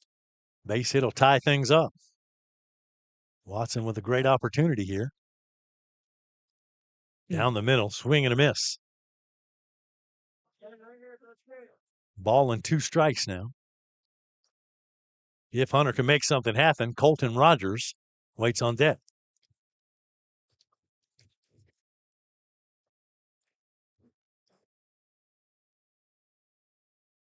The pitch, swing and a miss, and Bissell gets out of it. So the Bulldogs threaten but do not score. It's still 2-1. St. John's Country Day leading Suwannee on RiverCountrySports.com. Build strong, build smart, build with Assured. Assured Construction, Florida's trusted construction company for barns, steel structures, and custom builds. At Assured, they specialize in strong functional structures built to last in Florida's demanding climate. Building with integrity, precision, and pride. Veteran owned and operated. Financing available. Assured Construction. Call 386-209-4372. Online at assuredbuild.com. Assured Construction. Go Bucks! Your trusted local real estate partner in Live Oak, Grantham Realty, for all your real estate needs in North Florida. With over 20 years experience, they're more than just a real estate agency. They're your friends and neighbors, dedicated to serving this vibrant community. So whether you're buying or selling, you can trust Grantham Realty to provide solutions that fit your needs. At Grantham Realty, you'll be treated as a friend, not a number. Contact their friendly team today. Grantham Realty, 386-362-7080. And back here at Booster Field. Well, I tell you what, if you're in the market for real estate, whether you're buying or selling, go see Jacob and the crew out there at Grantham Realty. They do a great job. And they got that big new building there on 129 North, that big black building. You can't miss it. Yeah. Going in, it's nice inside. From the outside, you wouldn't know, but you walk inside, man, that's a nice building. Oh, yeah? I had never been inside. Good stuff. If you're in the market for real estate, go see Grantham Realty. They will fix you up. All right, Suwannee has to hold things where they are and see if we can't get some offense going in the late innings. We got top of the order coming at us right now, and last time number 4 was to the plate. He put one out of the ballpark. Preston Cole. Now facing Colton Rogers here.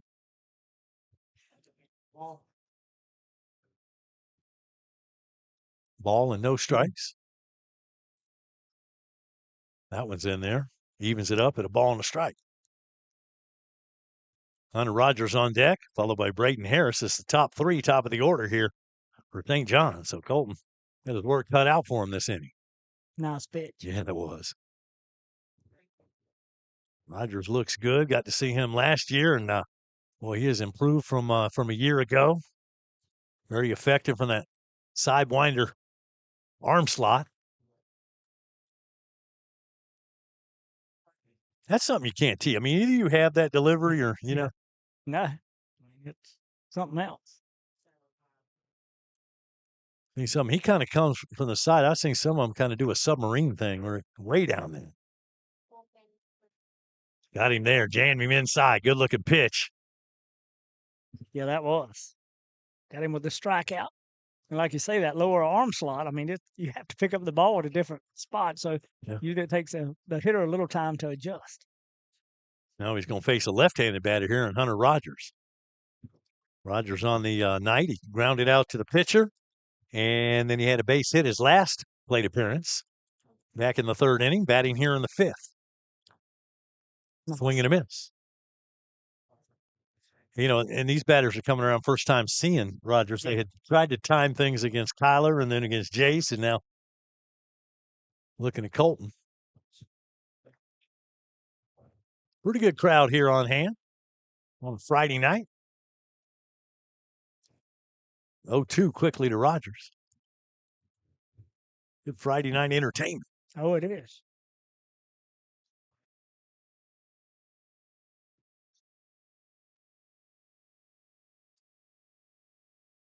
The 0-2. And that's going to be chopped foul and out of play off the third base side. A little late getting after that one, but he stays alive there. Keeps it 0-2.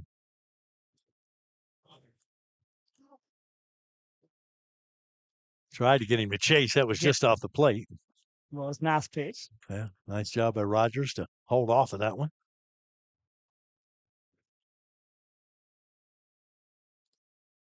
Good little battle going on here. And they got a piece to stay alive.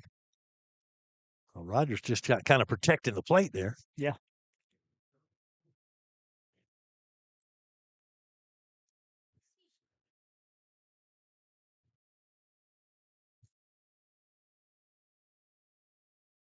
Ball and 2 strikes, the pitch.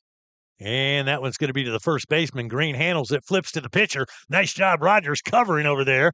And they make the out for 2 down in the inning. Nice play by the old dog, the Suwannee. That was. Green fielded that one, but then he didn't get up off his knees to know if he'd get to the bag in time. But nice job there by Colton, jogging over there and covering first base. Now that I look at things, I think that's Jace at second base. And they may have moved Craps to the outfield. That's what I'm thinking. I don't have any confirmation on that. No, I mean, you could be right. They don't tell us. We have to figure it out with our old eyes.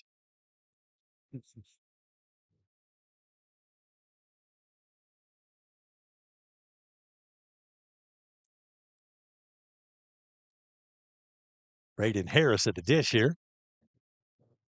He's ahead in the count.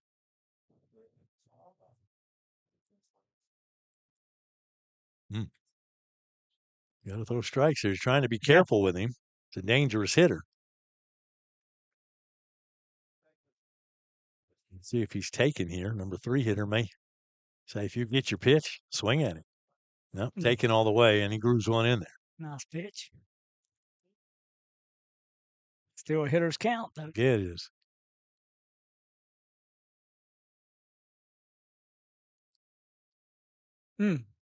Boy, that one almost came back across the plate. Yeah, I thought it did there for a minute, but he'll get the walk. And so down to first base goes Braden Harris with 2 down in the inning. That's going to bring Mason Jones up here with a duck on the pond. So Mason Jones, the cleanup batter. Yeah. He's been held in check somewhat. He's been on base both times, but once via hit by the pitch, that was back in the first, and then a walk in the 3rd inning. Now batting here in the 5th. Dangerous hitter.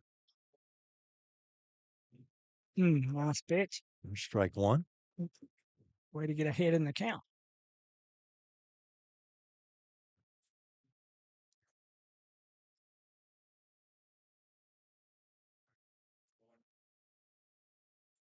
There goes the runner, and a little hit and run. That'll be chopped foul, and they'll have to retreat back to first base. So I did get confirmation here. Jamie Watcher, Lake City reporter, he's pretty sharp now. Yeah. And he says that it is Jace at second base. Let me make that change. And then I believe it's Ty Moses in center field.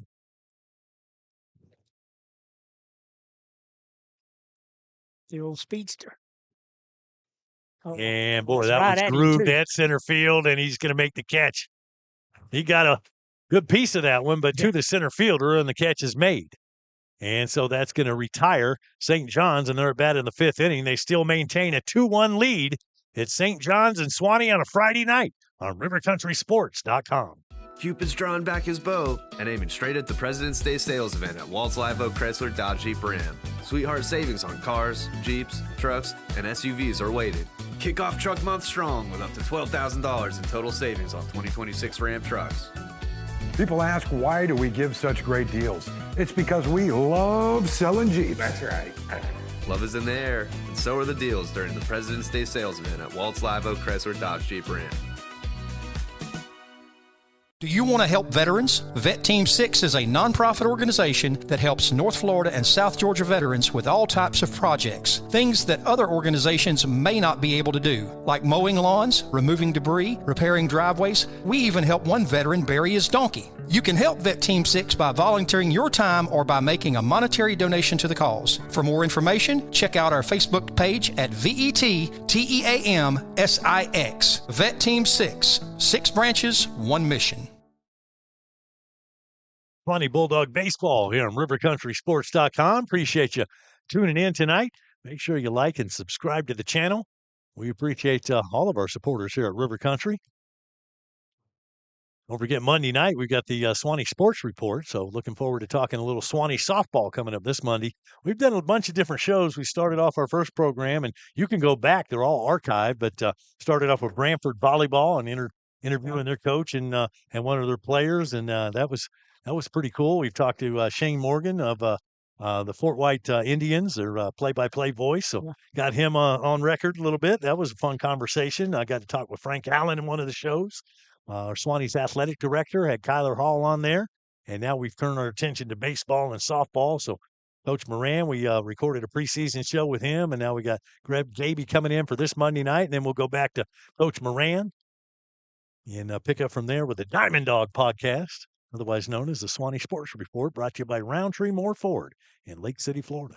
Yeah, and that's pretty awesome. You talk about Moran and Gaby. I mean, I had the opportunity to coach both of them when they were younger, so that must mean I'm getting old. That is what that means. You look out there, and all of these guys, especially the coaching staff, I remember them all playing when they were just kids. Yeah, yeah. Mercy. Yeah. I think they finally made a kitchen change. Did they? I think it's number 2. Okay.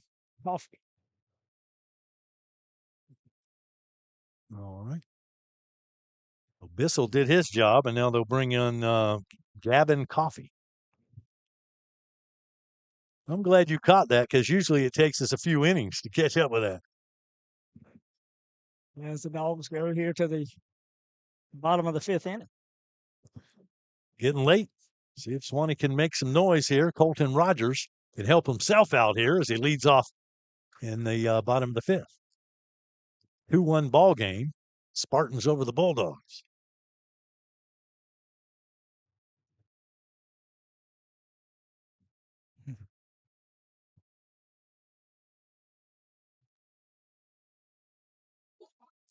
First pitch in there for a strike.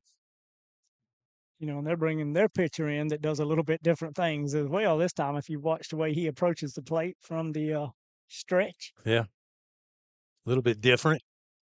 To the shortstop. Nice play. Goes down on a knee off to come up throwing, and he does in time. Nice play. Well, the thing, John shortstop. Yeah, he's been pretty much spot on. Yeah. Of at least 3 plays that he's made. Yeah, that was a nice one. Preston Cole, he's had a big game. Had the home run and made some nice plays out there at shortstop. So 6-3 and 1 down in the inning. Now, is this Parker? Yeah, Parker Craps at the dish. Just making sure. I was waiting to see the number. Yeah. It is number 3 out there. Noah Lopez got the start, but he got injured early in the game, and Parker has come in relief. Started at second, now playing out in, I believe, right field. 0-2 count.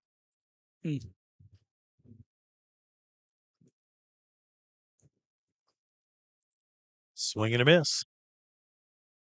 3 pitches, 3 strikes, and 2 down in the inning. Yeah. Now Jace Moran.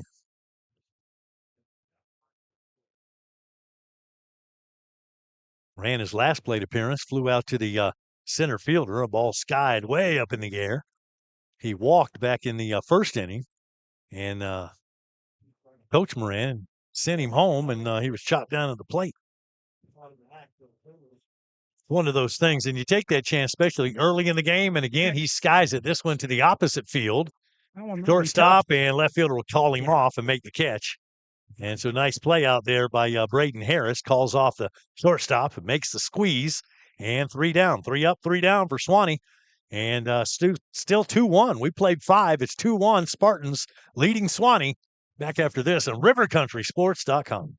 Your one-stop auto shop, J&W Automotive. You know, at J&W, they do paint and body work. Yeah, collision repair, paint jobs, bumper repair. They'll handle your insurance claim for you. At J&W, no job is too big or too small. They also sell vehicles, repair vehicles, retire vehicles, plus front-end alignments, AC work, computer diagnostics. They cut and program keys. They are your one-stop, all-in-one automotive shop. J&W Automotive. Highway 129 North in Live Oak. Call 364-1377. Online at jwautos.com.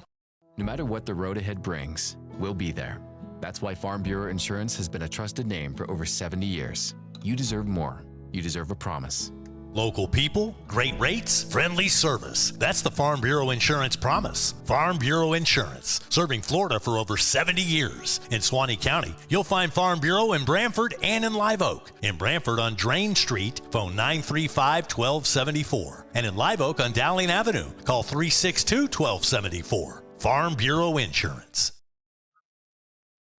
Back here at the old ballpark. Colton Rogers taking his warm-up tosses, getting ready to start inning number 6. The Dogs getting late in the ball game. Going to take some late game heroics if they're going to pull this one out, down by a run, trying to keep things right where they are. Yeah. Against these doggone Spartans. Got to hold them here and then see if we can't crank up the sticks. At number 1 leading off here in the 6th inning for the Spartans, it'll be the designated hitter, Madden Williams.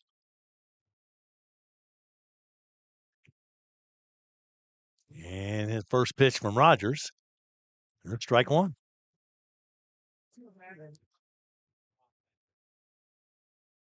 Madden Williams, followed by Kason Johns and Jonas Wells, the scheduled 3 this inning for St. John's. Got a piece, 0-2.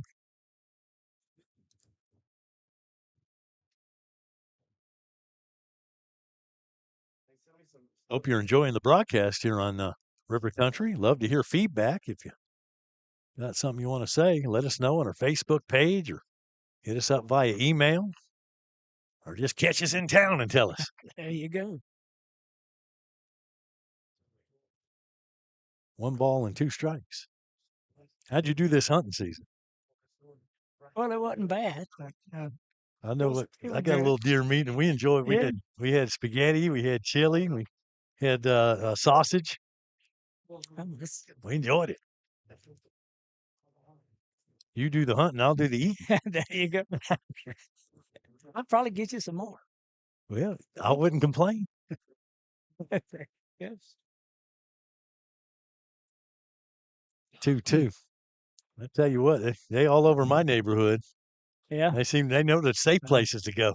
Yeah, just up from there, me going to work, I have to watch them on that open field through there and then all the way to Foxborough. I mean, it's just crazy. Yeah.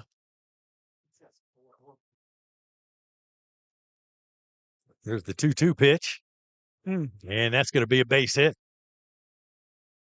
Williams with a base hit. Yeah, he found the gap, too. Yeah, he did. And that went all the way to the wall, and he's going to get second base. Thought we'd corral that thing and hold him to a single, but he put that in a good spot and it had some zip on it. And so Williams at second base, and now we're going to get a pinch runner, it looks like. Or no, he's just bringing equipment in there. Here, hold these for me, Coach. Yeah. All right, nobody down, runner at second base. So Number 11. Dogs need to keep this thing to a 1-run game. You got no outs. No, nobody out. Kason Johns the batter. He struck out twice in the ball game. Squares to bunt and pops it back and out of play. That one's off the top of the press box.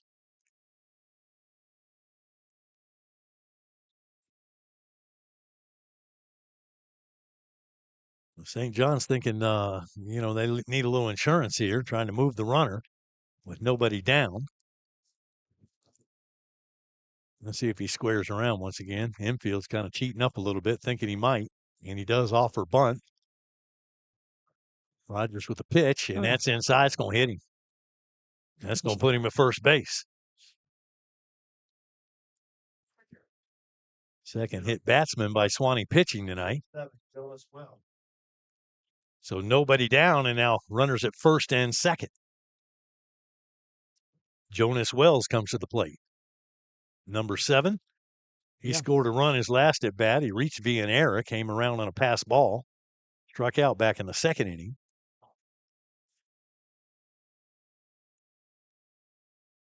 Activity out in the Suwannee bullpen. He'll square to bunt and tries to drag it down the third base line, but it'll be foul. So 0-1. Yeah, they want to move those runners into a scoring position. Which in a 2-1 ball game, no outs, that's a pretty good idea. Going to get a visit here from Coach Moran. Going to come out and talk to the boys. Coming up on the Suwannee schedule, we've got a trip going out to Santa Fe. And then it's at Columbia. So that'll be next week, Tuesday and Wednesday. The Wednesday game in Lake City, we will broadcast that one live right here on River Country. Also, 4 ball games on the road in a row. So it'll be Road Warriors next week as they got Santa Fe, at Columbia, at Bishop Snyder over in Jacksonville, and then at Lowndes County up in Valdosta. Following that road trip, they'll have McClay back here on the 25th of this month. A quick little visit there to the mound. No pitching change needed, and Colton will stay in there.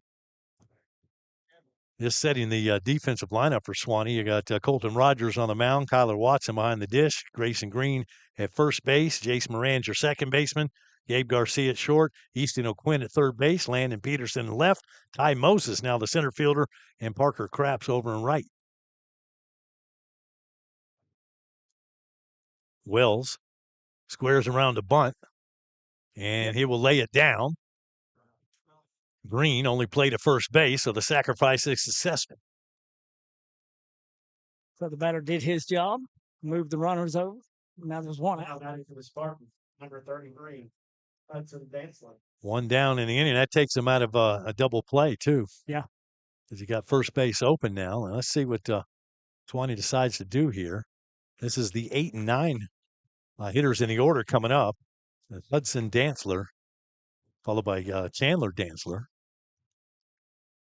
And, with first base open, I'm wondering if, because that would put a force at every base, do you pitch around him here or see what they decide to do? It'll be a tough decision, but then. Got the infield in, it looks like. We're going to play him in. Try to keep this a one-run game. Everybody's up on the grass. Boy, I tell you what, if he hits a sharp one, that's going to be hard to handle. It's going to be tough. First pitch from Rogers, and that's going to be to the shortstop, and Garcia can't handle it. So a run will score, and everybody's safe. And that's the third error by Gabe Garcia tonight. But that's the you put up close like that, and it's harder to handle. And that really, I thought it was going to be a can of corn for him. Yeah. He's just going to be able to handle that easily. Number 8. But it took a funny hop, and Gabe Garcia wasn't able to handle it. The run comes in. And we'll stay up on the corners, but we'll go back at second and short. Now a 3-1 ball game. Square in the bunt and foul.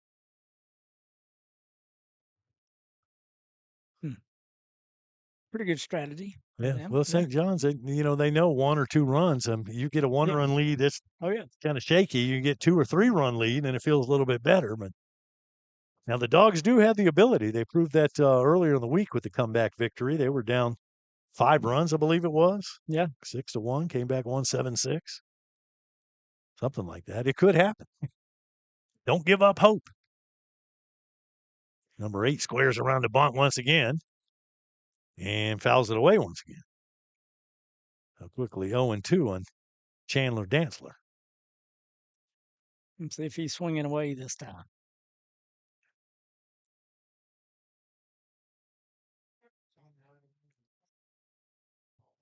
Two-run deficit for the Suwannee Bulldogs. That's not out of reach, but you don't want this thing to get away from you here. Top of the order waiting on deck. Up high. Now, it's kind of been tough. The Spartan pitchers, they've done pretty well. They have. St. John's has their eye on a state championship. Yeah. They came a game short last time. Garcia this time flips to second. Can we turn 2? I think so. And they do. Get out of the inning. Double play, and Suwannee will keep the damage to 1 run. It's 3-1. St. John's Country Day leading Suwannee. Back after this on rivercountrysports.com. G&W Site Services is a trusted site preparation and excavating contractor based in Live Oak, serving Suwannee and surrounding counties. Oh, yeah. From land clearing to site prep and grade work to excavation and ponds to driveways and culverts, material hauling, foundations. Whether you're preparing land for new construction or maybe utilities or draining solutions, give G&W a call. 386-209-4856. Licensed and insured, G&W Site Services. Online at gwsitesservicesllc.com. Excellence in academic and clubs. Tradition, family, future. Foundations for lifelong learning. Leadership begins here. Careers start here. Curiosity meets opportunity. Building the leaders of tomorrow. Learning begins with love. One district, every student, every day. The Suwannee County School District, my choice for high-quality education. Suwannee Bulldog Baseball here on a Friday night. RiverCountrySports.com. Wayne Luttrell, Andy Day here in the booth. Appreciate you, man, coming and helping me out here. My football broadcast partner, yeah, but doing a little baseball. Yeah, doing a little baseball. A little extra duty. A little bit slower game. Yeah, it is. Still America's pastime. Oh, yeah. Yeah. It's always an exciting time this time of the year. High school baseball starting and spring training getting going here in the state of Florida and out in Arizona. College baseball getting ready to crank up. Good time of the year to be a sports fan. It's fun football season, but March Madness coming up. Oh, you got all kind of stuff going on. Baseball and softball. Yeah, that's right. The Olympics taking place. You been watching any of that? I watched the hockey. Oh, did you? Okay. That came back in the day. We finally beat the Ruskies that one year, and then I think it was 1980. It's been a while. All right, here's O'Quinn at the dish. Easton O'Quinn to lead off here. And Suwannee's at bat in the 6th inning.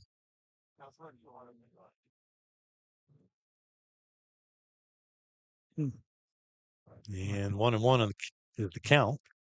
Easton O'Quinn scored back in the first after walking, getting on base. Came in on an RBI single by Gabe Garcia. And his next plate appearance is struck out.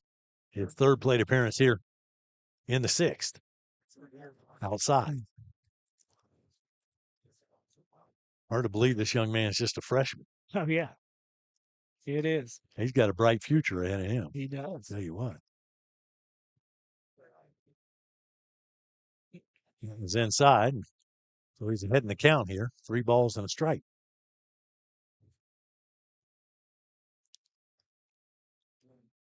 Down by 2 runs here, you probably going to be dead red. It's going to have to be there for him to swing. Yep. Well, that's a good way to get things started, get a base runner. So that puts the tying run come to the plate. O'Quinn to first base, and Ty Moses strides to home plate. Batting for the Dogs, number 15. Yeah, need to get something started right here. Moses 1 for 2 in the game. Had a single. And then grounded out to the second baseman, his last plate appearance.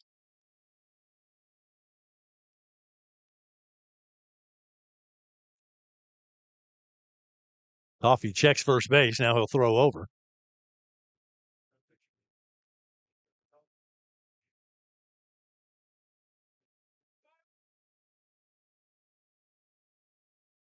Wayne gets his lead once again.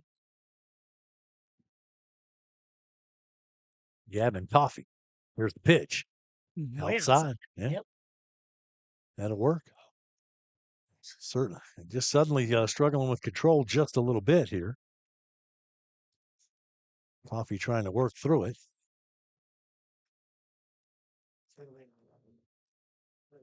Dogs with the leadoff man aboard.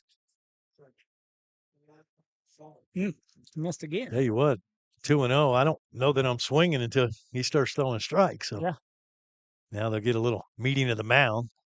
Catcher wants to go out there and try to settle him down. 3-1 if you're just tuning in. St. John's Country Day out of the Jacksonville area. They're from Orange Park. They come over here. Got a fine ball club. Suwannee had a 1-0 lead after the first inning, but haven't been able to put anything else across the plate. So now 3-1 is your score on the Companion Animal Hospital scoreboard. There you go.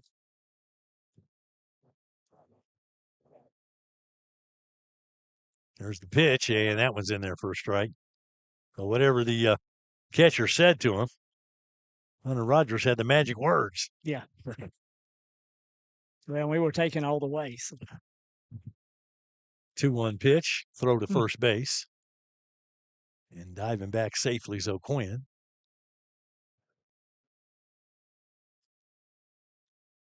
That job of the first base coach. Back. There you go. Swung on down the first base line. That's going to be foul. And a nice dive over there by the first baseman to keep that in front of him. Hudson does a nice job at that position, but it was on the right side of the bag. So foul ball. Moses will come back. 2-2 count.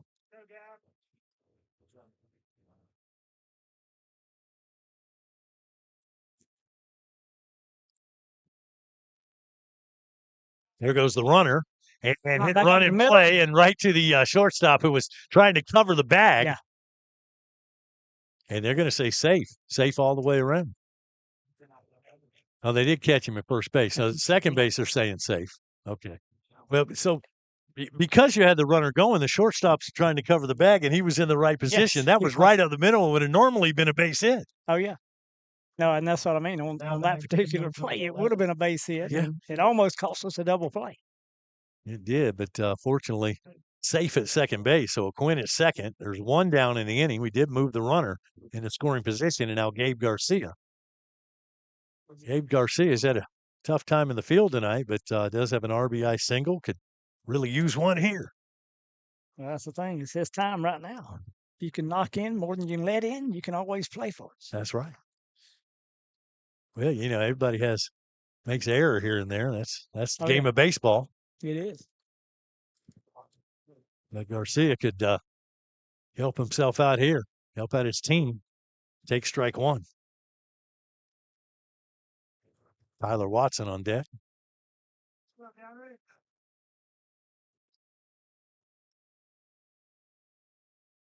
Suwannee looking for some late game heroics here. A little outside. Yeah, did not offer. He started to, but he held up.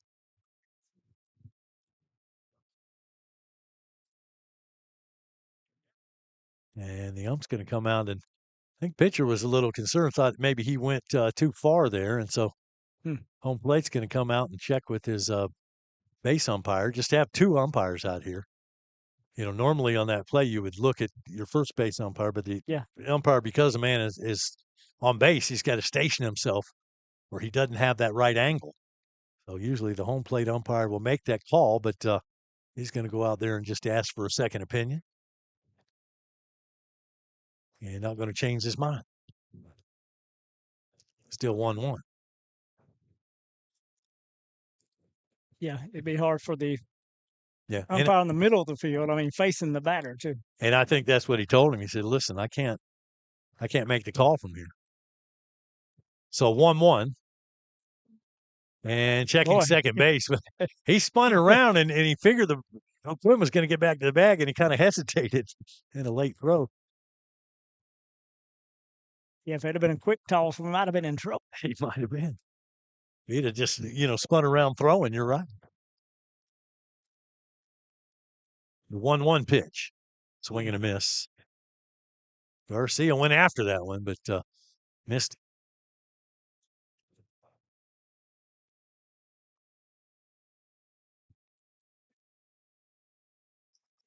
One down in the inning. Need a base hit here. Got a runner at second base. Coffey's pitch. Going to be inside. A little inside. Garcia didn't blink. With one out, we need to go shopping at the Gap. Good idea. Here they have a sale. Let's put one out there and find out.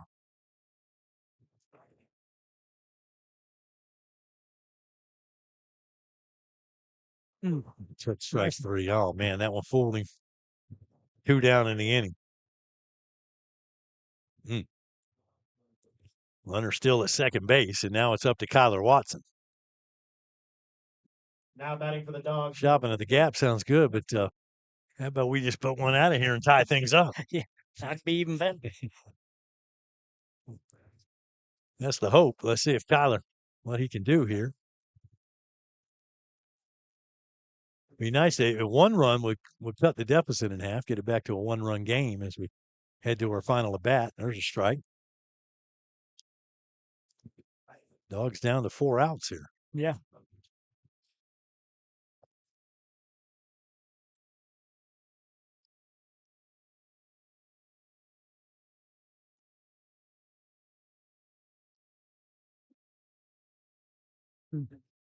Swung on and got a piece. Yeah, a little bit. 0-2, though, on Watson. Coffey settled down. He had trouble finding the strike zone early in this inning, but He's found that rhythm now. Yeah, his catcher went out there and talked to him. Pretty much got back in the groove, didn't he? I don't know what he said, but He he might have threatened him or he something. may You have. never know. He said, "You're not going to get dinner tonight." Whatever he said, it worked.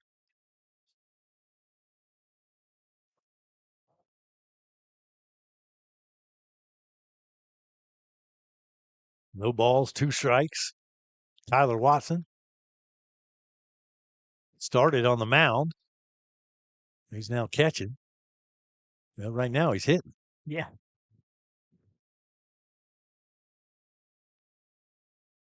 The pitch, there goes the runner, and there's strike 3. So it's going to come down to Suwannee's final at bat. They've got to hold them and then come with some offense in the bottom of the 7th inning, down 3-1. St. John's leads Suwannee here on RiverCountrySports.com. Your trusted local real estate partner in Live Oak, Grantham Realty, for all your real estate needs in North Florida. With over 20 years experience, they're more than just a real estate agency. They're your friends and neighbors, dedicated to serving this vibrant community. So whether you're buying or selling, you can trust Grantham Realty to provide solutions that fit your needs. At Grantham Realty, you'll be treated as a friend, not a number. Contact their friendly team today. Grantham Realty, 386-362-7080.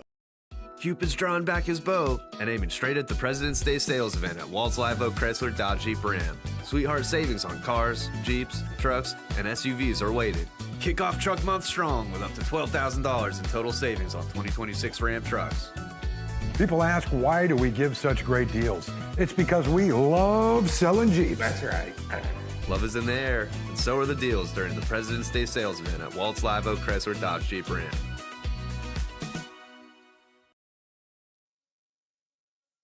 And a big Bulldog thank you going out to Brian Blair out there at Walt's Live Oak Ford. I tell you what, they got it going on at Walt's. They've got it's Walt's Auto Group. It's like a mega store out there. They've got the Jeep, Chrysler, Dodge, and Ram. They've got the Fords. They've got the used vehicles. They've got that new quick lane going on. Oh, yeah. They can get it done now. I tell you what, you go out there at night, it looks like a doggone. I don't know who pays that light bill. Oh, it's lit up. It's lit up. It's looking good. Oh, my God. We got a new pitcher out here. The 4th pitcher for the Suwannee Bulldogs. And it looks like going to be number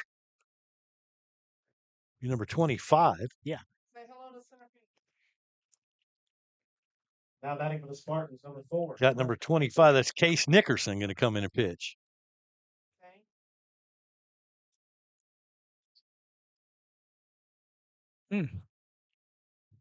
So Case Nickerson, the 4th pitcher. Tyler Watson started, followed by Jace Moran, Colton Rogers, and now here's Case. He's going to face the top of the order here, Preston Cole, to lead things off here in the 7th for St. John's. St. John's leading 3-1. Preston Cole has struck out, grounded out, and hit one out of the park. Curve ball. Pretty good looking pitch. Yeah. Umpire didn't like it. It's the only opinion that matters. Oh, boy.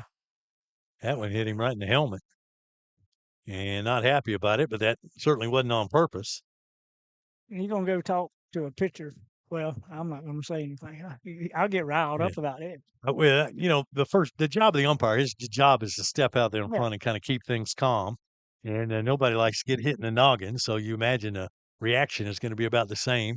Coach Moran is going to come out and visit the case real quick, and he's going to get on him a little bit and say, what are you doing? Well, number one, it's in the major leagues. We're not hitting them on purpose. No, that was not intentional, especially with nobody on and you're down 2 runs. That is not on purpose, I can promise you.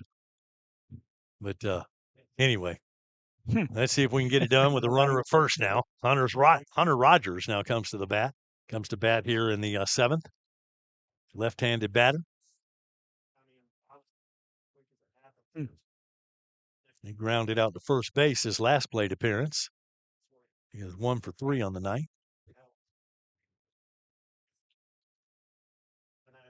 It's going to be outside.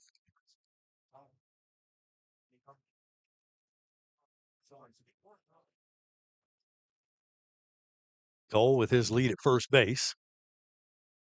Rogers at the dish. Swing and a miss. Got a piece of it. Well, not a miss. He actually got a little piece of that ball.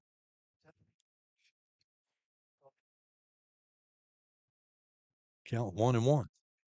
1-1, no outs, runner on first base. The Dogs trail by 2, so we got to shut them down right here. Yeah, got to keep in this ball game. Can't give up any more runs here. St. John's looking to pad their lead. There goes the runner, and there's the ball to the second baseman. Moran is going to chase the runner, and they're going to get the lead runner in a hot box here. Got him in a pickle, and then he can run out of the baseline, so he's out. So they're with the lead runner. That's 1 out. And it'll be a fielder's choice for Rogers. It was going to be a double play, but Ring couldn't quite get there in time. Ends up running him down there, though, on the base pass. Number 9, Braden Harris. Pretty good play for the Dogs. Yeah, 1 down and still a runner at first base. So we'll take that every day. Did not advance the runner, and they were running on the pitch. Yeah. But again, almost ran into a double play, almost. Yeah, kind of that same situation where Billy's running over there toward the bag, and that just happened to be where the ball was. And there you go. Good looking off-speed pitch there. Strike 1. Braden Harris at the plate. Harris has a walk to his credit, reached via an error, and he struck out tonight. Nice. Big cut on that one, boy. He was swinging for the fences there. 0-2.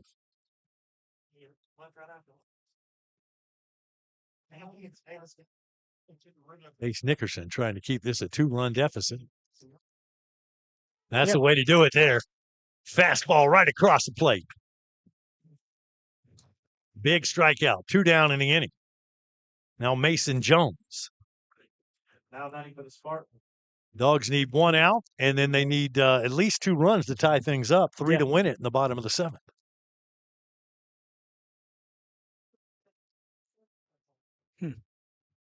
And let's see if Coach is going to come out here. Coach Lucas is going to talk to home plate, and I believe they're going to get a pinch runner is what's happening here. And so that'll be Devin Hedner coming in to run.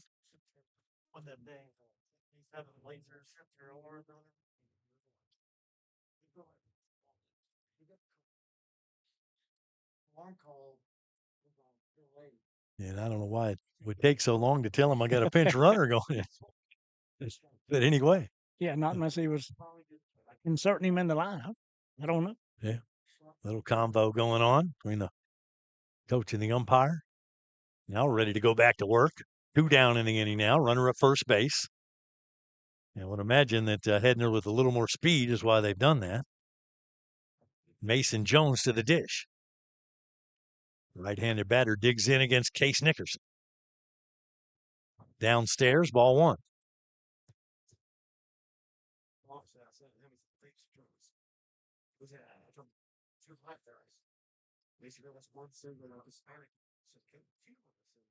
Off speed, and that's high.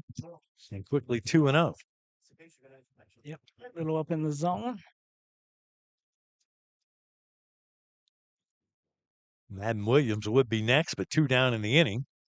See if Nickerson can come back from a 2-0 deficit. Thrower to first base.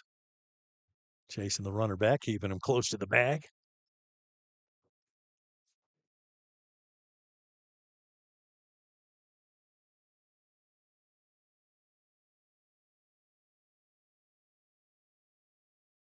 Nickerson looks in there now. He's got his sign from the belt. Going to be low for ball 3. Yep, 3-0. 3-0 count. You got to come with a strike here. There's going to be 2 men on base.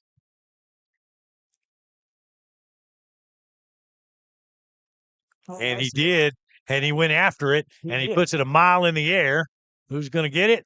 Left fielder calls for it. Peterson makes the catch. He does. Well, he followed that one almost to the ground. Yes, he did. He secured it, though. And Suwannee's able to keep it a 2-run game. 3-1 St. John's. Let's see if the Dogs can come up with a last-minute win here in the bottom of the 7th. Boy, gotta go Dogs. Yeah, after this, rivercountrysports.com.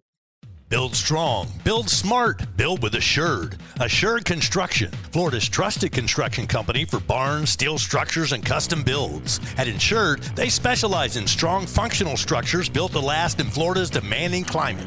Building with integrity, precision, and pride. Veteran-owned and operated. Financing available. Assured Construction. Call 386-209-4372. Online at assuredbuild.com. Assured Construction. Go Bucks! Your one-stop auto shop, J&W Automotive. You know, at J&W, they do paint and body work. Yeah, collision repair, paint jobs, bumper repair. They'll handle your insurance claim for you. At J&W, no job is too big or too small. They also sell vehicles, repair vehicles, retire vehicles, plus front-end alignments, AC work, computer diagnostics. They cut and program keys. They are your one-stop, all-in-one automotive shop. J&W Automotive. Highway 129 North in Live Oak. Call 364-1377. Online at jwautos.com. And back here at Booster Field, bottom of the 7th inning, Grayson Green, Hunter Watson, and Colton Rogers, the scheduled 3 hitters. For Suwannee here, looking for a last-minute miracle here on a home ball game on a Friday night. On a cool one, too. It dropped in a hurry. It did. It was a nice, beautiful day today. Got up in the mid-70s, was Yeah. feeling good.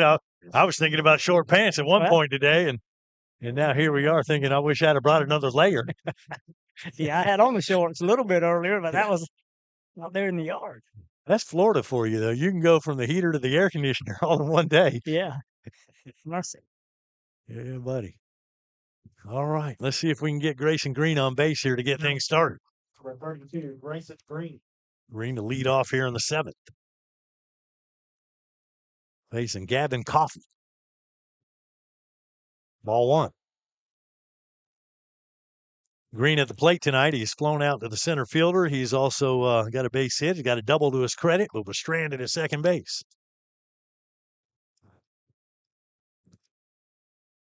Takes that one on the outside corner. A 1-1 count. You get one on base, at least that'll bring that tie and run to the plate. Yeah, we need base runners. A little bit low. 2-1.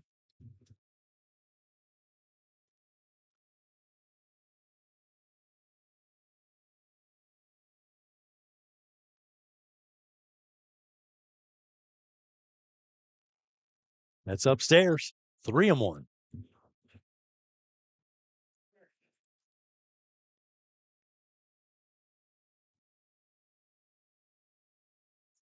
Yep.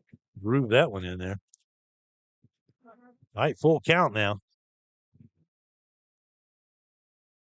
Yep. Way off pitch. Swing and a miss. St. John's now 2 outs away from victory. Green worked the count full, but could not come up with it. Couldn't put it in play. Struck out. And now Hunter Watson. Hunter Watson on the night is walked and struck out. So 0 for 1 officially. And with 1 down, Dogs need some action here. Need somebody on base. Strike 1.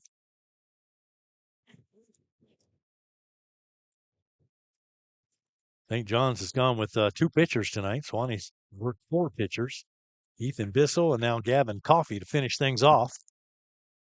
He late on that one and fouled out of play. Yeah, Coffey getting ahead of the batter. 0-2. I say when he came in last inning and he looked like he was struggling with control a little bit, but he settled down and got things working here. Off the plate. Try to get him to chase when you got him in an 0-2 hold. Yeah. See if he'll go after one, get a little too aggressive, but Hunter holds back. Rogers on deck for Suwannee. And there's a base hit. Dogs have some life. 1 down, Hunter Watson on first. Nice job going with the pitch here. Oh, yeah, did a great job going with the pitch. Hitting it off over to the right fielder. All right, Colton Rogers at the plate. He's 0 for 2 tonight. Struck out and grounded out. Dogs got the potential tying run now at home plate. 3-1 ball game. Suwannee bats bottom of the 7th inning.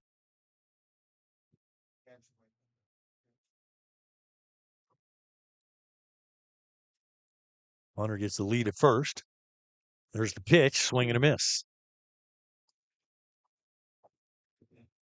Rogers a capable hitter. Even though he bats in the 9-hole, he's experienced. Good eye.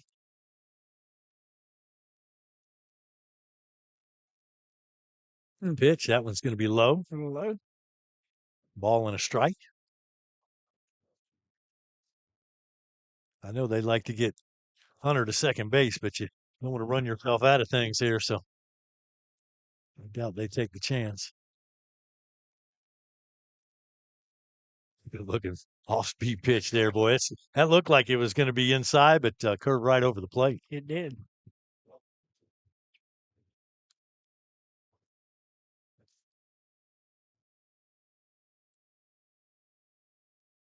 Colton Rogers trying to keep things alive here for Suwannee. Swing and a miss. 2 down in the inning. Down to 1 out. Runner at first base and to the top of the order. Noah Lopez, if you're just tuning in, he got hurt earlier in the game, and going to be Case Nickerson coming up. This is his first at bat. Yeah. So Noah Lopez got the start in that leadoff spot, but he got hurt chasing a foul ball. Parker Craps came in that spot. Now Case Nickerson at the plate. And there's strike one. Yeah, started him off with a curveball, breaking pitch, and got a hit.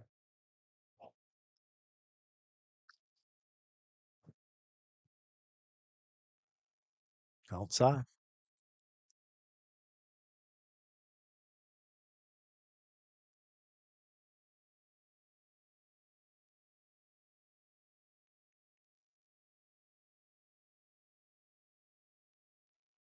Got a piece.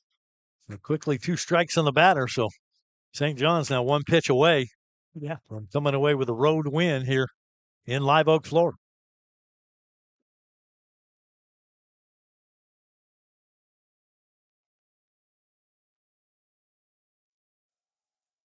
Still alive. 2-2. 2 outs and trailing by 2. Things don't change here. Swanee's going to drop to 1-2 on the young season. Yeah. Who'd have thunk that? The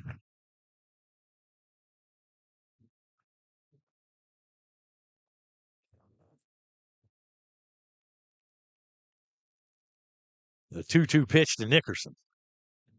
Not even going to hold the runner here. There he goes.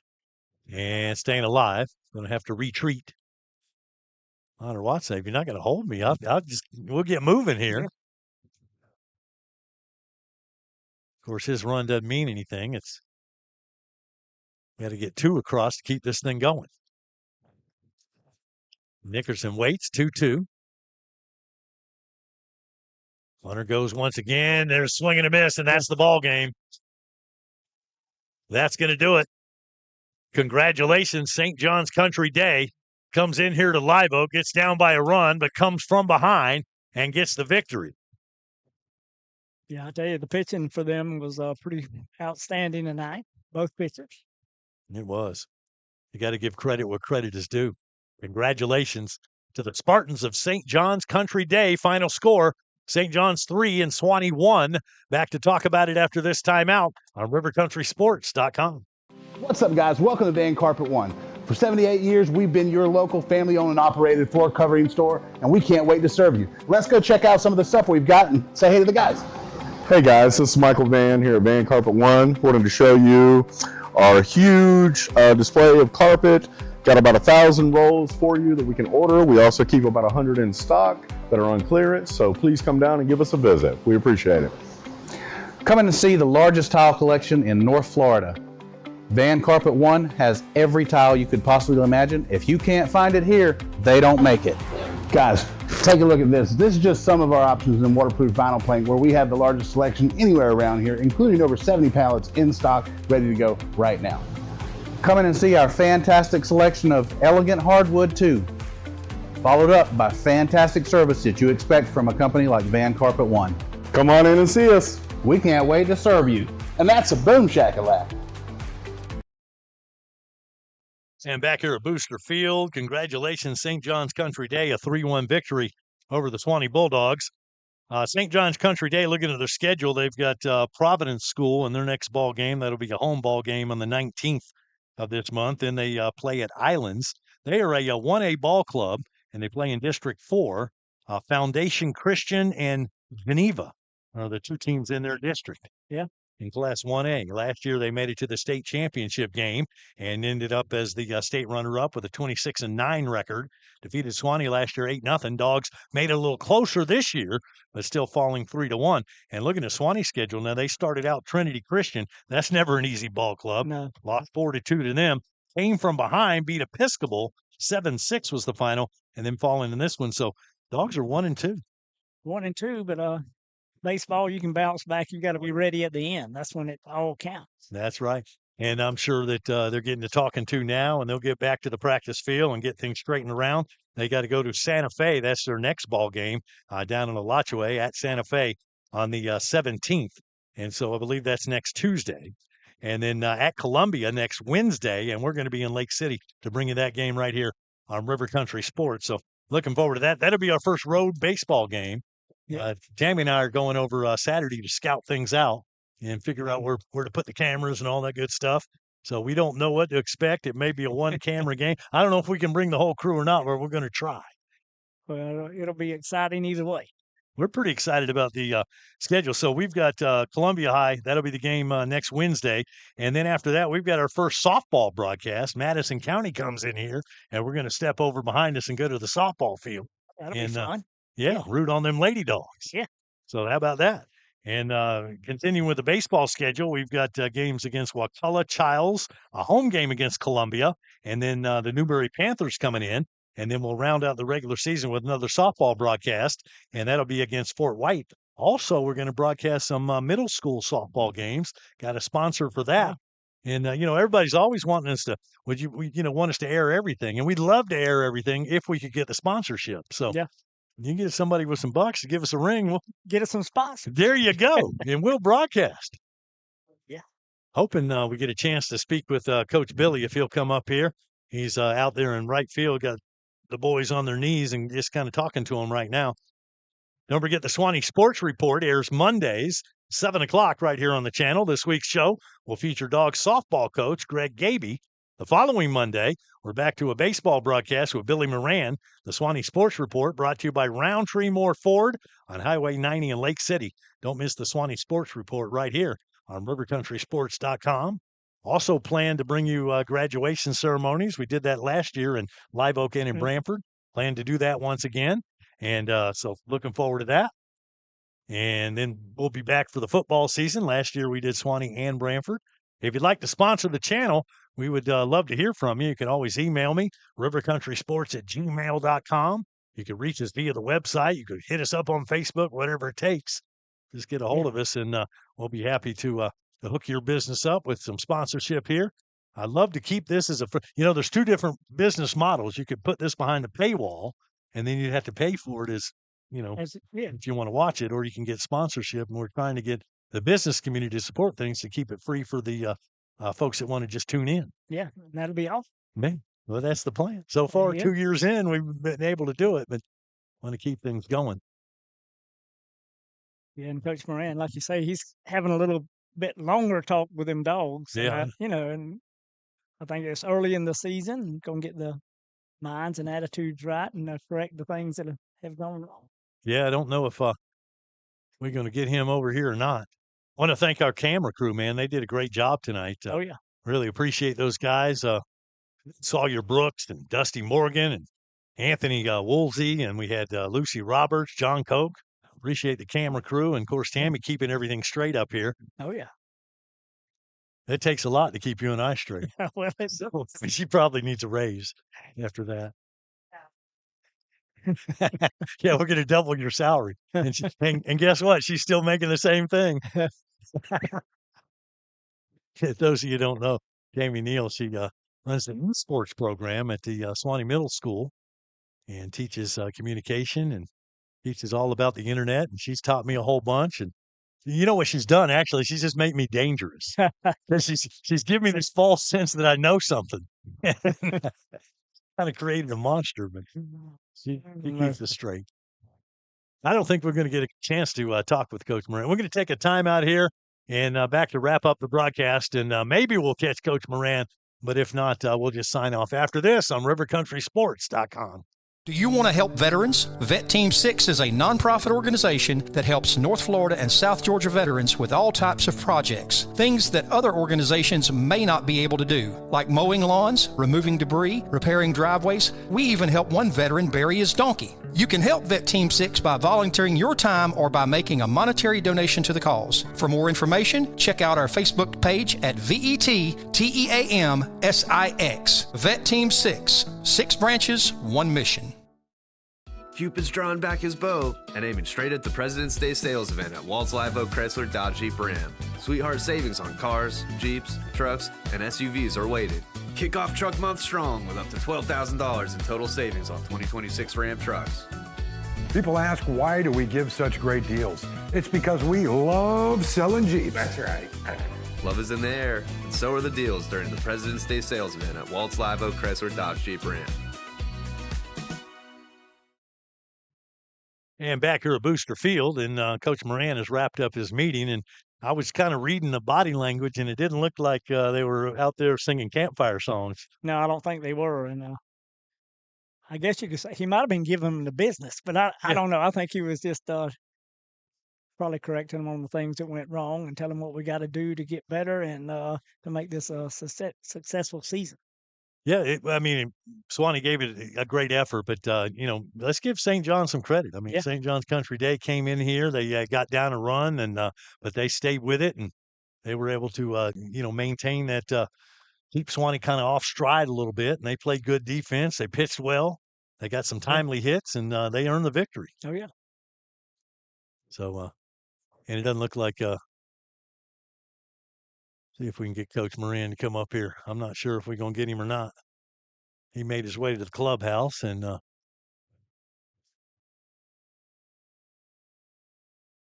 looking at it. Yeah. What's your thoughts? I think he's wrapping it up. Yeah, I don't think he I wants to think- come. All right, well, we'll catch him on the sports report. Oh, here he is. There's Yeah. Coach Moran. Yes. Grab that. Have mine if you No, want. that headphone's right over there. We're all hooked up, man. We're set to go. If I can get it. Oh, I'm making all kind of noise. We're hung up on a backpack. by the Well, way. Yeah. I had to get my jacket out of there earlier is what happened. Yeah. But anyway, we got Coach Billy Moran up here, and he's going to get this headset figured out here in a second. Yeah, I think I got it now. There you go. Yeah, All right, you got it. Coach. 3-1 didn't go our way tonight. First of all, how's Noah Lopez? He all right? Yeah, he was a little tender. The trainer cleared him to jog, but there's just no. I mean, we're the third game of the season. There's Yeah. no reason to rush it. He's a big part of our team. So I mean, there's just no real reason to put him in that spot. We got plenty of guys, so we want him healthy at the end of the season, not just right now. Yeah, I went through 4 pitchers here tonight. Started out with Kyler, and then Jace come in. We missed that change because that happened early. But No, it didn't. It didn't happen. Jay started. I don't know. Somebody messed that up. Jay started the game. okay. Well, I just went with the lineup that I was given. Anyway, just tell me about what your thoughts on tonight's game and your pitching and way you guys played.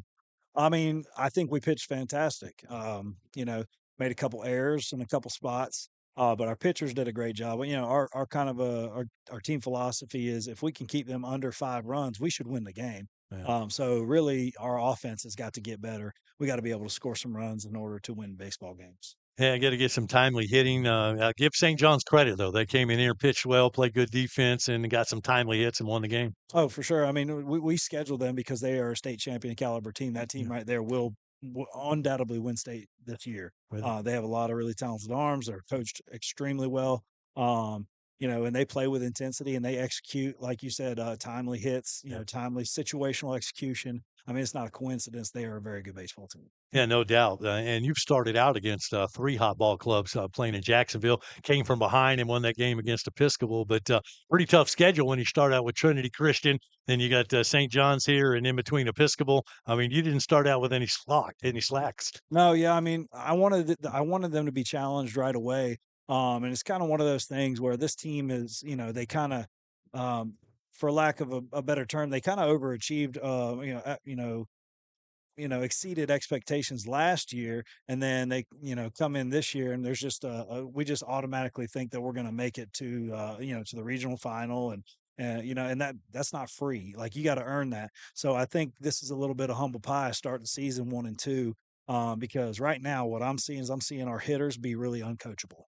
We're coaching our hitters to do some things, and they're going to continue to do it their way, and they're going to continue to fail. And I just had that very same conversation with them. Until they're willing to receive coaching and do what they're told or coached to do, we're gonna struggle at the plate. Yeah.